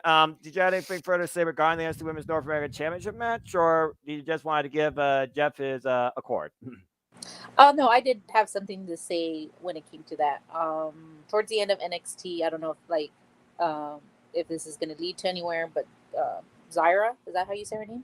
That's right. She came out immediately after they spun that wheel. But I do wonder, was she looking at Fatal Influence or Stephanie Vaquer and Julia in that ring? So it's like I don't think she's probably going to go for that title, but the fact that she showed up at that moment to come out seems kind of weird to me. But I do agree. I think Kalani, right? I always get those. Yeah, Kalani? Yes, Kalani Jordan. Okay. You got it. Okay. I just want to make sure. My phone died. Yeah. I think she already had a good run with her title. Like I said, I agree with you guys. I do think that between JC, Jade, and Fallon, I feel Fallon's more suited for the North American title. JC, Jane, I mean, even though she hasn't been on the top for a while, I think that title is like too low for her, if that makes sense. So I don't see her going for that title. If anything, I see her maybe going back to try to be in the NXT title run, even though she hasn't been up there yet again. But between the three of them, I honestly, Jasmine Nix, I don't think she should win the title. She's part of the three that I don't get why she's in there. If one of these three is not like the other, I think she's one of the ones that needs to get kicked out, to be honest. I don't think she fit. I mean, her reason is like, because I want to learn from the best, but every time they're like talking, it's like these newcomers. She's a newcomer. Like, she knows that they're talking bad about newcomers, right? Like, they know like she's in that running because she hasn't been there for that long, and she hasn't had that many matches to begin with. So it's like, to me, it doesn't make sense either that she would win the title either, because like she hasn't had that many matches to begin with either. And let's face it, Fallon's been, we talked about Fallon being in the running for the title and how she deserves a title, and this is the title to do it with. So between the three, I think she deserves it more than, I mean, not that JC Jane doesn't deserve it, I just think that the title, she's more NXT title, if that makes sense. No, I get it. I mean, being one of the longest reigning, still longest reigning modern era NXT Women's Tag Team Champions as part of the Fatal Attraction with Judy Dolan get well soon. I get it, but JJ, you and I have spoken for the longest time about Fallon Henry. I told you about Tessa Price and her prior experience for coming into NXT. I said she's been overdue to become a freaking champion. And if they do go by the gauntlet rule, I could definitely see her winning the title. But honestly, I would just love to see some sort of like tease, trick or treat. The two attack Kalani before the bell. Kalani thinks she's facing this person. Oh, you're actually facing this person. And then maybe they win it for the group versus for themselves, because when you have the gold, you have control. So I'm kind of holding out here for a title change a little bit, but Halloween Havoc, yeah, gimmick, yeah, it's going to make the deal, yeah, 3. Yeah, I still think that she's going to retain, but I wouldn't mind seeing Fallon Henley finally getting something for herself. But what do you have to say regarding this? Well, I definitely see a title change here. This is the North American title that's going to change hands. It's probably going to be the only title to change hands. I think you're being on real. Yeah, this is the best chance of a title change hands on. I don't know if I 100% agree with what Arlene is saying, though. There was a time, a year and a half ago, where I would have co-signed on JC Jane as the NXT champion. I think her stock has fallen way too much, though. I could see Fallon as NXT champion before JC at this point. I agree. I could see Fallon as both champions, North American and world. Amazing. Whereas the other two, I could only really see as North American champion. Jasmine Nix, maybe she'll surprise me in another year and a half like Tiffany Stratton did. But as of right now, she really shouldn't be touching any championship. Mm-hmm. And if she ever does, it's the North American. She should never even get close enough to smell the NXT Women's Championship. Yeah, way too youthful, underexperienced for that. But I agree with the general sentiment here that it has to be Fallon. Fallon is the person, and even though she's part of this fatal influence, she's the one out of the three of them that still gets a decent reaction from the crowd because people know she deserves it. Yep. I almost would like to see, something we haven't really talked about is there's a certain WWE superstar who traditionally hosts Halloween Havoc, who's been out of action for a while. I would almost like to see that person make her return here, do some time in NXT, to Arlene's point, excommunicate Jasmine from the group, because I think she'd be a better fit with the bad girls. And of course, that's Shotzi Blackheart. I like what you did there. I was thinking about that because, of course, she's been gone since getting injured in what I believe was the NXT Women's Championship match with Lyra Valkyria earlier this year. She hasn't been seen since.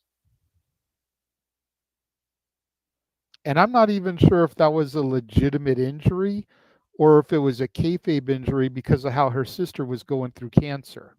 Mm-hmm. She was going for and she wanted to be home for her sister to help take care of her and everything.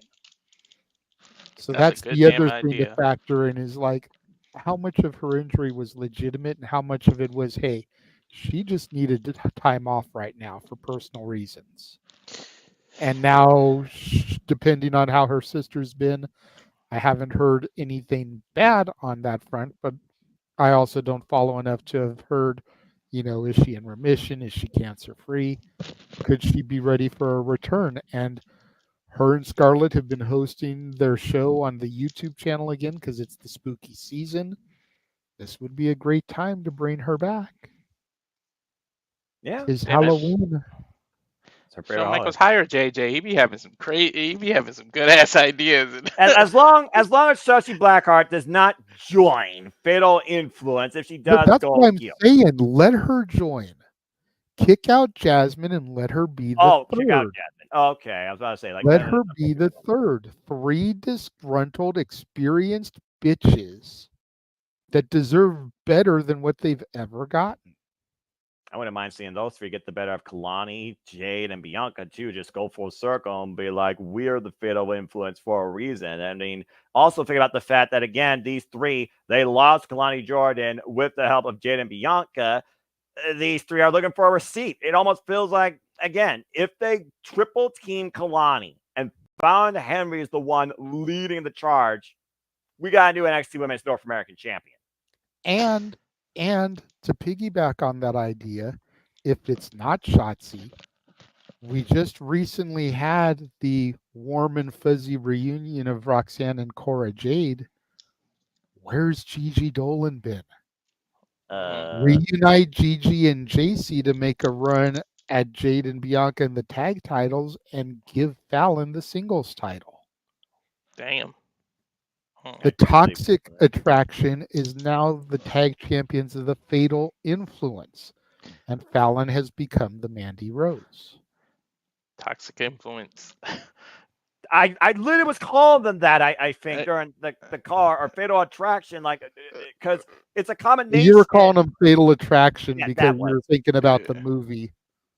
Yeah. I Even don't though watch you don't watch movies, but I'm sure once you were a wee lad, you snuck into your dad's room and caught a glimpse of stuff you shouldn't see in Fatal Attraction.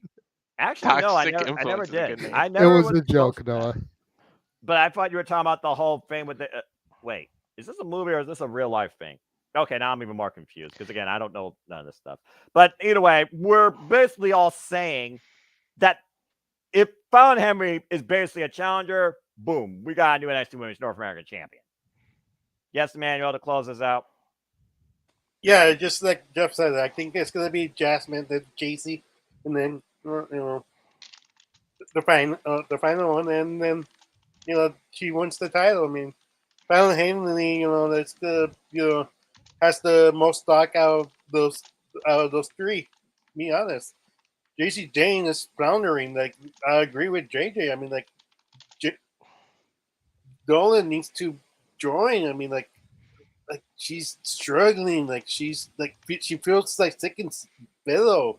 She was like an important part of the NXT Women's Championship before they scrapped that idea. I mean, like I don't know, like you need to do something with JC, and I don't know, Jasmine doesn't need to be there, like Arlene said.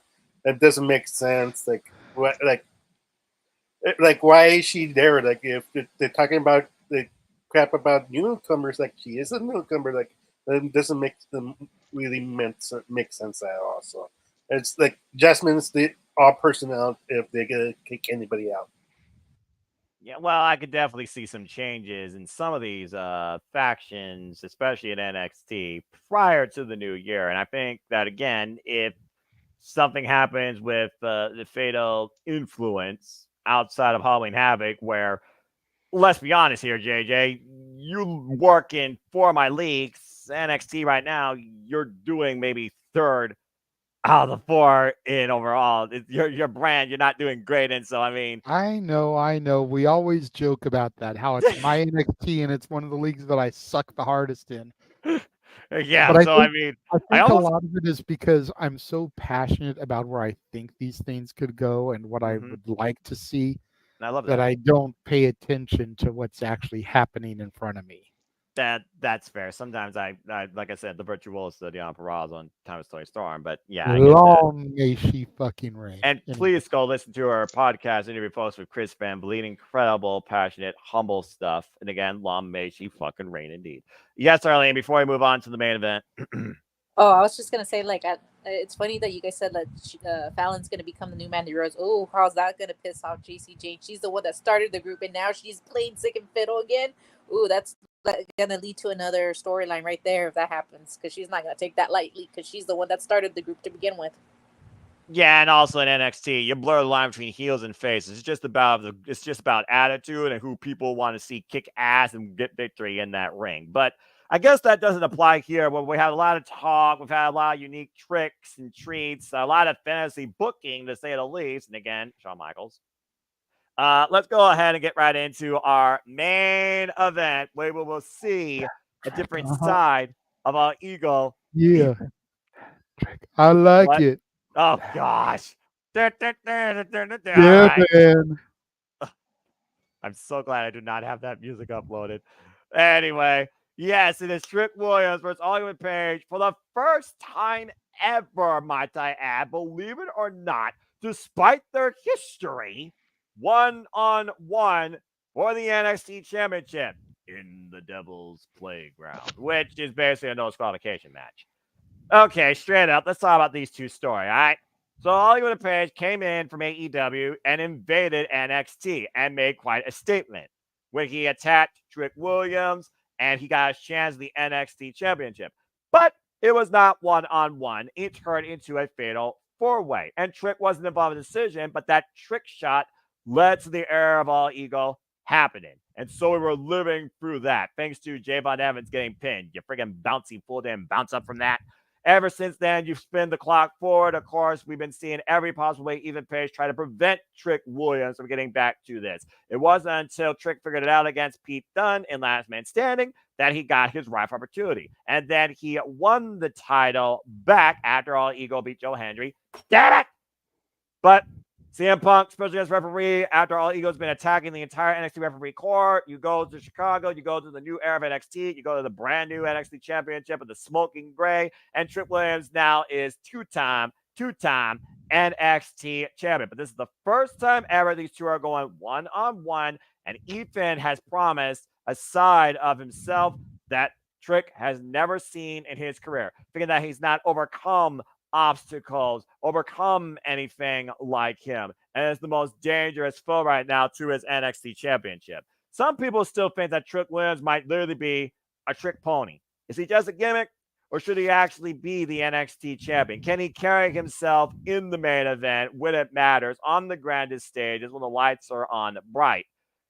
There's been mixed talk about that. But again, that's also hindsight, I think, from fans. But also, this is NXT, where again, it is still developing the future of WWE, even though I think NXT is still better than Raw and SmackDown, to say the least.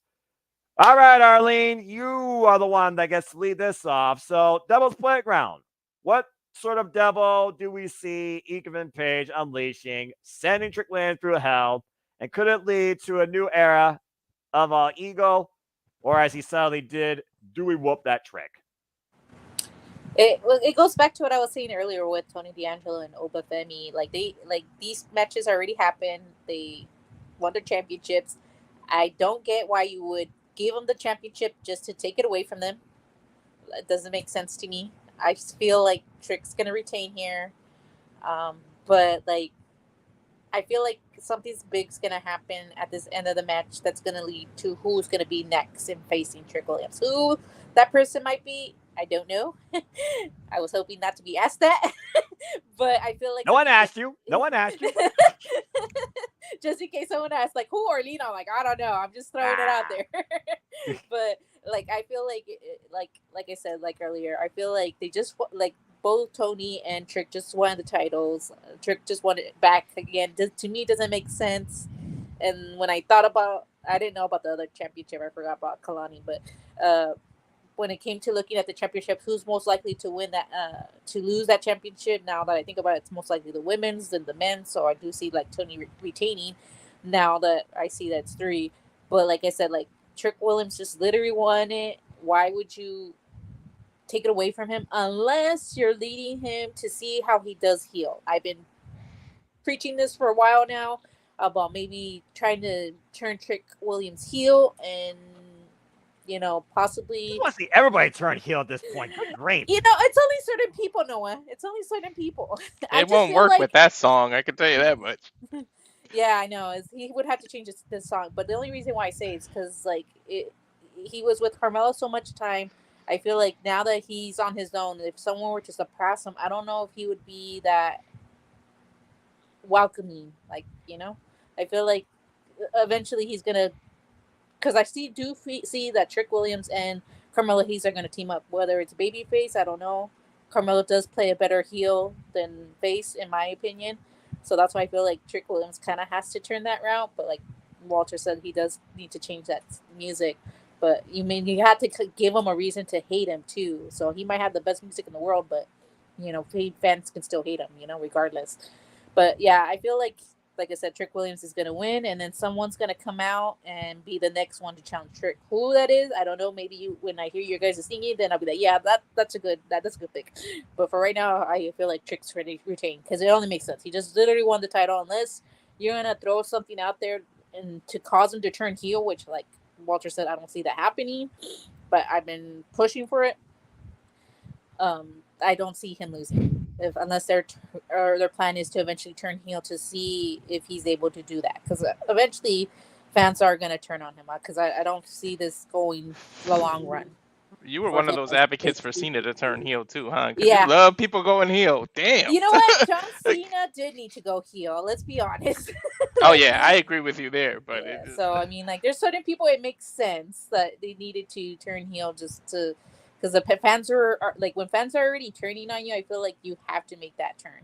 And that's one of the things, like I was telling my friends with Rhea, like they're pushing her too, like they're making her look too big, like too strong, that I feel like they have to be careful, because eventually the fans are going to be like, oh, this is just another girl John Cena. We don't want that.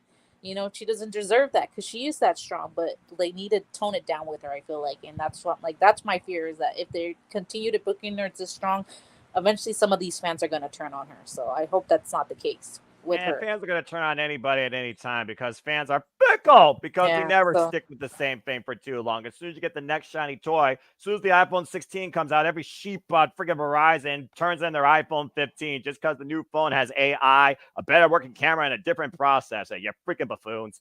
But it's the same shit with one extra camera lens. That's all that every iPhone. I don't understand. And then they make your old one not work. I'm not trying to turn it to a TED talk, but a similar comparison to what Arlene. To be fair, it has the Type-C one, so now you don't have to carry the other charger. That's the only other good side, because mostly all the new phones have the Type-C charger. Type-C charger. It's just a fancy gimmick until it friggin' breaks. Anyway. All right. Well, that being said, Arlene sets the ballot to whoop that Trick, and the era of all Eagles stays dead, according to her and Daniel. It's the main event, so of course I always go around, let everybody give their thoughts. Where's your dimples? That being said, let's go around clockwise and give everybody's thoughts. So JJ, let's go ahead and talk to you about the new era of the whoop that Trick era now, ruling the gray and the black. I mean, Arlene's point, we figure about people the next to take the NXT Championship. And we do think with faces, okay, it's usually going to be a heel. But let's not forget, sometimes people do endorse another babyface. Even that babyface endorses him, and that guy might surpass him. And let's also keep in mind, folks, the way that All Even Page got this triple threat, number one contenders match. Who did he beat in it? Bouncy. But also another guy not involved in the decision, trying to prove a point to get to that next level, where he was formerly NXT North American champion, Wesley. So, JJ, what you got to say regarding this? Well, I definitely think Trick is retaining. I think that's going to be the general consensus in the room. I think all of us are going to pretty much agree Trick is retaining because he just got the belt. So they're not going to take it right off of him. I think the $1 million question becomes, who's going to be the next contender? And this is where you try and book Shawn Michaels to deadline and stand deliver. So go for it, bro. As weird as this may be to say, I think that the next contender to Trick Williams will be the new TNA World Heavyweight Champion. Who that will be? You're going to have to tune in tomorrow to the Bound for Glory predictions to find out. You cheeky tease. And yes, gotta dangle the carrot, make people come back. I love you. I'm messing with you. I get it. But seriously, like, you think about it, and Wesley, I could see in the Deadline match, but you're going to have the title defended at Deadline. So who's going to be the challenger? That's a fair point. And like I said, I think it's going to be the new TNA World Heavyweight Champion. Which I was. And let's not forget that it's not just the 2 men in the match. There's the Call Your Shot Gauntlet the same night that could be Money in the Bank cashed in as soon as the match is over. Moose did it literally 2 years ago to become Mhm. TNA World Heavyweight Champion. So whoever wins that gauntlet match could be the champion coming out of Bound for Glory. Let's keep that in mind before we go into predictions tomorrow. It's a very fair point. But yeah, that's what I'm thinking. I think Trick Williams is going to win. And then we're going to move on because I think the end game is going to be Obafemi versus Trick at Stand and Deliver. Yeah. And really quickly before you pass off to the other to Walter, continuing clockwise here, I think a bonus question in your predictions should be which Fatal Influence member is going to be picked. All right, fudge it. I'll be sure to do that. I think that should be the bonus question because we've only got 5 matches so far. And sometimes I do like to put bonuses in there just to get people's minds working and give people a chance. So, okay. And we all pretty much said Fallon was going to be the new champion, so you can put us all down for Fallon Henley. Yeah, and the other 25 to 30 of you will probably, there'll be some brave soul, drunk or sober, that will say Jasmine Nix. All right. Fair. But yeah, that's my take on it. And I guess if you want, before you keep things moving to Walter, you can turn the hands of time back a moment because Arlene had her hand up. Go ahead, Arlene. What's up? Oh, I just had a question regarding JJ's. So if, let's say, like they make it, I don't know, a fatal 4-way, and 3 of them going against her, does no one get the point in that case? Yeah, because it's not 1-on-1. Okay, It has to be so 1-on-1.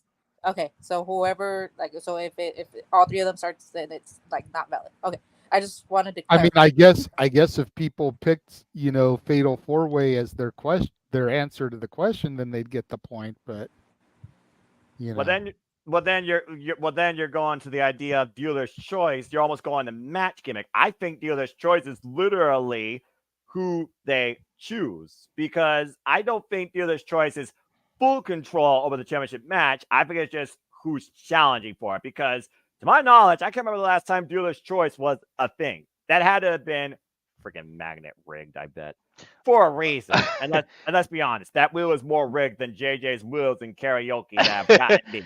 Now, Not you're saying that she gets to pick her opponent, is what you're saying? Yes. Oh, okay. Yeah, Fatal Because according to NXT, it says Kalani defends her title against a member of Fatal Influence, with Fatal Influence choosing the stipulation. There you go. So they get to pick who fights the match and what the match stipulation will be. But it sounds like it's going to be 1-on-1 if you're smart, but they also might jury rig that. So again, yeah. A gauntlet match is one of those options on the wheel, right? Well, it's I a don't know. I stipulation. didn't see the wheel.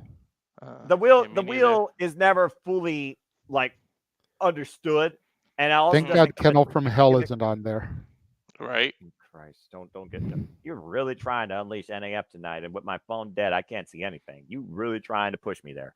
That being said, and if you want to hear Noah rant, super chat, simple as that. No, for the love of Pete. And if you want to hear him sing as Danhausen, $25 super chat. Simple Stop it, JJ! What the hell?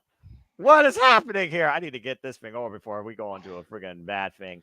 That being said, Walter, what's your thoughts on this main event? What the hell do you think Devil's Playground is going to be? NXT's never done a Hell in a Cell, so that would be wild. Devil's Playground probably means no rules. Just anything goes. Yeah. I think Trick retains. This goes back to why I picked Oba to lose earlier. I think he wins the Iron match, and Survivor then Challenge. he becomes the contender for Trick. And damn it, Trick versus Oba, give me that shit. Take my money all day.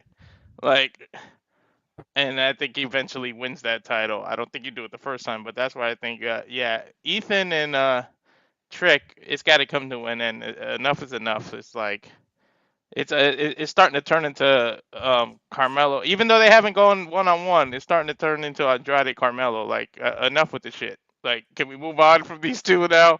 So I think Trick retains, and yeah, I guess the devil player. It's got to be some kind of, I don't know, some kind of like no DQ, no rules match, just anything goes, non-sanctioned, some crap like that. That's got to be what that means. But I don't know. It's just called that because of Halloween. So it's one of those, like how a street fight is a street fight, but they call it a Chicago street fight because they're fighting in Chicago. It's like one of those things. It's just because it's Halloween, they got to call it the devil something, but it's just no DQ. .com. Yeah. To NoDQ.com. Shout out to Aaron Riff. Please support him, of course, with a review and support the panel that we're doing. Never mind. They aren't doing predictions for this stuff.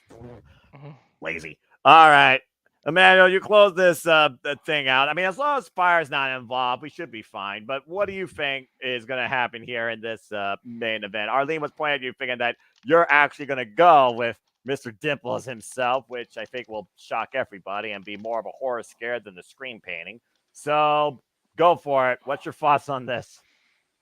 I mean, like it has to be Trick. Like that's what or even things I gotta pick Ethan and sadly like yes like like JJ brought the point that Trick has shown some flaws as a man inventor, like he's going too quickly, but like it's like it'd be a weird twist if Ethan just wins it back. It doesn't feel right. Like the bigger pay-per-view matches, Trick Williams versus Oba Femi. That's the matchup. That's the standard deliver, and that's how the future is. The only thing I want to stop happening is that Booker T either stay face or stay heel. Like he goes like go Roxanne, yeah, and then he goes whoop that Trick, yeah. Like that's a baby face thing. You can't have it both ways, Booker T. Pick one side and stick with it, bro. It's 2024. You can have things both ways, though. And also, he personally trained Roxanne Perez, so he's biased, particularly to her, for that reason. But yeah. And to Walter's point, to sum it up short, sweet, and simple, because it's past minute here on the East Coast, we whooping that Trick. Trick's retaining. Simple as that. I do think at the end of the day, Stand Delivered, the biggest match NXT can offer on their grandest stage right now from the scope of the roster, it's got to be Oba Femi and Trick Williams as an end game for Trick Williams' next reign, because I think it's only a matter of time before the whoop that Trick runs its course, because I would say that it's just as over as whoop that Trick, if not more, because Oba Femi's been more of a dominant beast in NXT, why Trick Williams has been a fad since last year's August, but a fad that has developed into a main event player, just not main roster player yet. Yes, Walter, I see your hand. 2-second rant because I just got happy for no reason, but fuck you, Twitter X, fake fan page bullshit. Because I just got a notification that that Lola Vice followed me back. I got happy. It's one of those stupid ass fake fan pages. I hate that shit. Fuck you, Elon Musk, for that bullshit and allowing those fake things. You just got tricked before Halloween, dude. I'm sorry. And let me go ahead and give a shucky ducky quack quack for that one. Oh my gosh. Y'all are crazy. All right. Well, that being said, tricks and treats abound. That's all for now as we conclude the day. So again, folks, let us know your thoughts. What do you anticipate the most at Halloween Havoc? Do you think the pumpkin will finally be back? Do you see somebody else showing up by the logos? And who does Zarya face? And what sounds like could be her in-ring debut? Does she get involved in a match? Do you see us women that Trick, or are you with ego? And what else do you hope to see come out of Halloween Havoc as this new era of NXT continues? Let us know in the comments down below. Follow as you choose. Thank you all for tuning in. And I think this is all pretty much unanimous. Yeah, screw that. Simple as that. Before we conclude, we're going to bid you find out, dude, but we're going to do some shows and plugs first, too. First off, to the Dominguez. Again, I'll put up the leaderboard in the comment community tab once this show concludes, because I think it's safe to say we're at the end game for almost all the leagues, because as far as I'm concerned, I think Jade and I put it well put. It's got to be one last PLE left for next year. It's got to be deadline, because it's literally become a year-end tradition. One that I thoroughly enjoy. But we'll talk more about that later. That being said, Arlene, absolute pleasure. Good luck this Sunday. Anything you want to plug about, where can people find you? You guys can find me on Instagram, Facebook, at Arlene Dominguez. In Twitter, I can't remember if it's I think it's ADM7324. If not, there's like another 4 at the end of that. All the numbers. Yeah, I have so many things. But yeah, All the things. hopefully, it's gonna be a good pay-per-view. Hopefully there's a lot of surprise. I'm waiting for some surprises, maybe some surprise appearances that we're not expecting. And yeah, I hope to still be beating my brother, because to be honest, I think I'm doing better in NXT than WWE. So at least if I beat him in NXT, something that he's been watching longer than I have, I'm gonna have so much satisfaction. TNA, NXT, WWE, AEW really prediction league leaderboards will be up on Monday, October the 28th, I assure you. And that's basically it. All right, fair enough. Well, again, good luck. Manuel, anything further out, and where can people connect with you? Oh yeah, I mean, like if you want to follow me, it's Emmanuel Dominguez Facebook. I have 2 accounts. One with my business suit and one with my blue shirt. Because back in the day, Facebook decides to non-bans me in those kind of crush days, and I have to make 2 accounts so I can continue that adventure. But if you want to follow me on Instagram, EDM7324 as well. And other than that, I feel like the TNA pay-per-view is a slightly having an edge over an NXT pay-per-view for once. So that is going to be an interesting TNA this Saturday and Sunday. If you can enjoy those 2 pay-per-views, see something else. Quit the fandom, and the rest is history. Thank you. Preach it, brother. All right. Well, again, he already got fooled once, but hey, we're in the studio. At least we got your grab it. You get to say it once. Go ahead and plug your stuff, Walter. I'll see you Sunday. Where can people find you? And good Lord Almighty, you're a fool. Mamacita. Okay. Yeah, coming. Of course, to follow me on social, the X at Walter Alex Cruz. The Instagram, the personal one is walter.cruz.940. And of course, the at the Rage of Wrestling YouTube channel. Please subscribe to that. Need to get these numbers up and get these views up. And that's where you can find me. I appreciate you. You're still full. That being said, JJ, it's your brand. I assure you, you can trust some reliable. It's going to do a great time on the call. And gotta get you on one of these calls for your brand, damn it. But anyway, that being said, appreciate you as always. Prayers for passions. Go ahead and tell people where they can connect and find you. Or you can find me on Instagram, the Renegade JJ Williams, Twitter, ROWJJ Williams, YouTube, Casa D18 Studios. Much like our boy James Hebert, I do cool and dumb teens on the internets. Oy vey.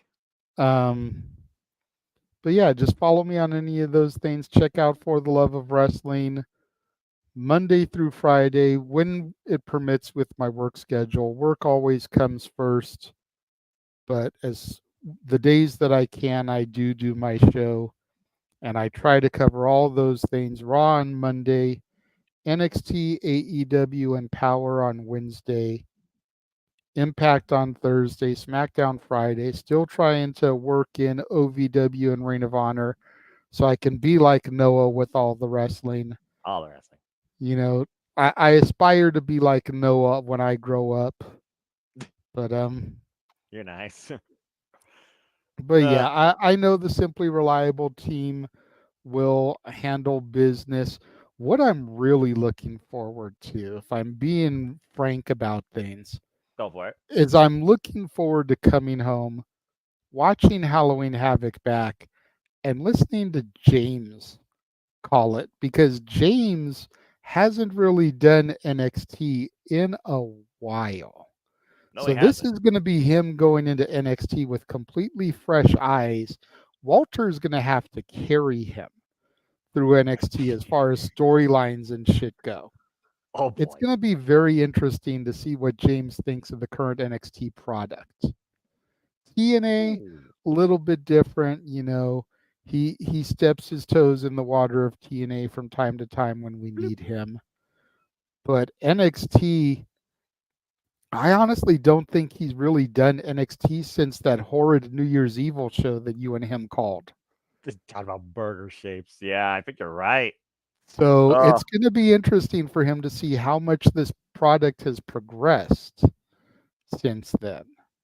I think that's what I'm looking to most of all. And then I don't have the graphic from Jeff, but coming to the Simply Reliable channels this weekend, we don't just have UFC coverage. We don't just have TNA coverage. We don't just have NXT coverage.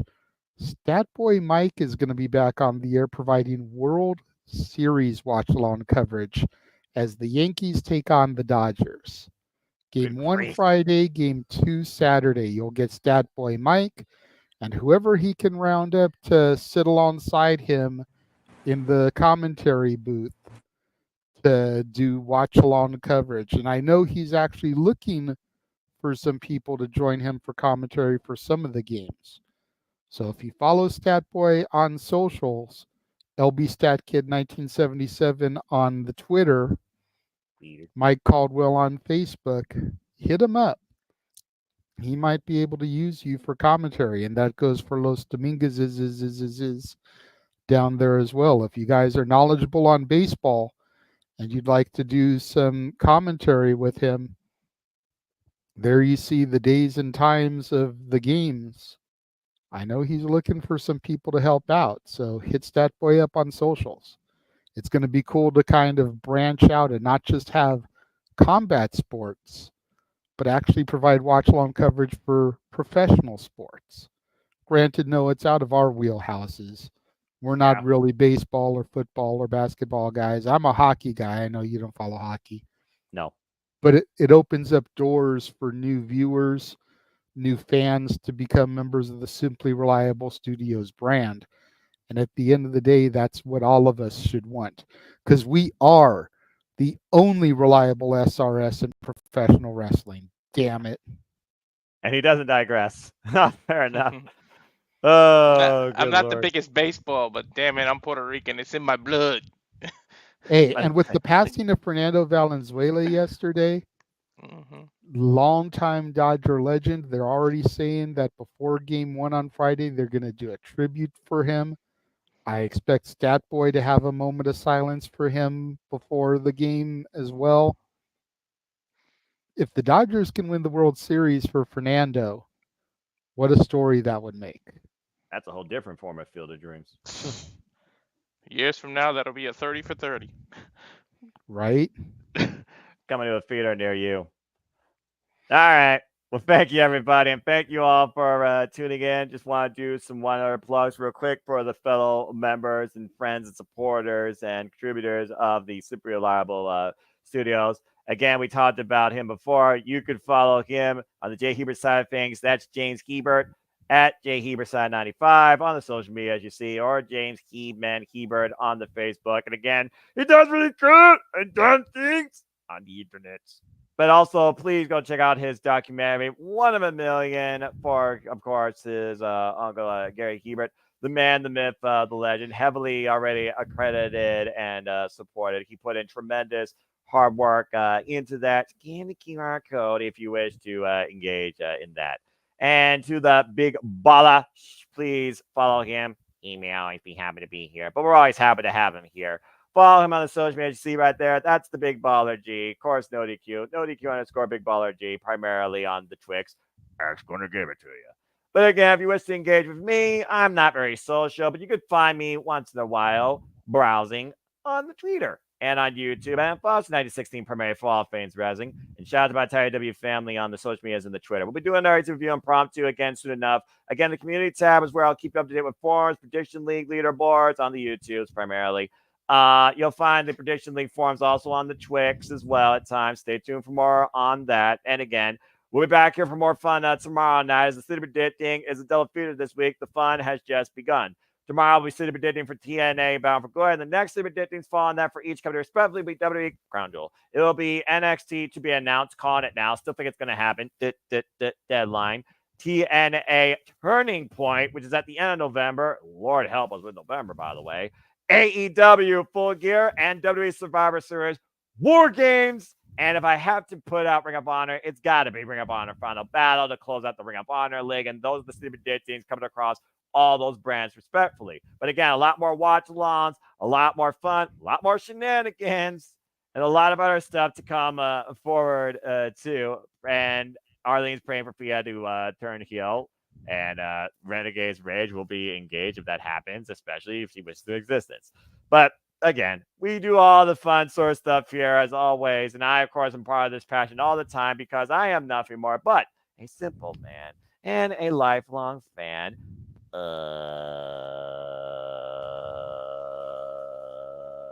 2 hours later. Professional wrestling, damn it! I only wish to encourage you and remind you, as always, there are no winners, no losers, no betters, just fans of opinions with this passion we all share. At the end of the day, folks, support one another, respect each other, protect your mentality too, treasure your families. It's just real life and enjoy professional wrestling. Truly as simple as that. So until next time, please subscribe, comment, tell a friend, hit the bell if you're live on demand on any of the super reliable studios channels here. Hit the subscribe button. Help us keep growing my YouTube communities, particularly this gentleman. He deserves it. He puts in the work every day nowadays, behind the scenes, bringing it all forward too. Greatly, we appreciate you. And I assure you our passion, our coverage, our reliability is not letting up anytime soon. So in usual British game show fashion, for Walter Cruz, it's a goodbye. Say goodbye. Adios, mamacita. Damn it.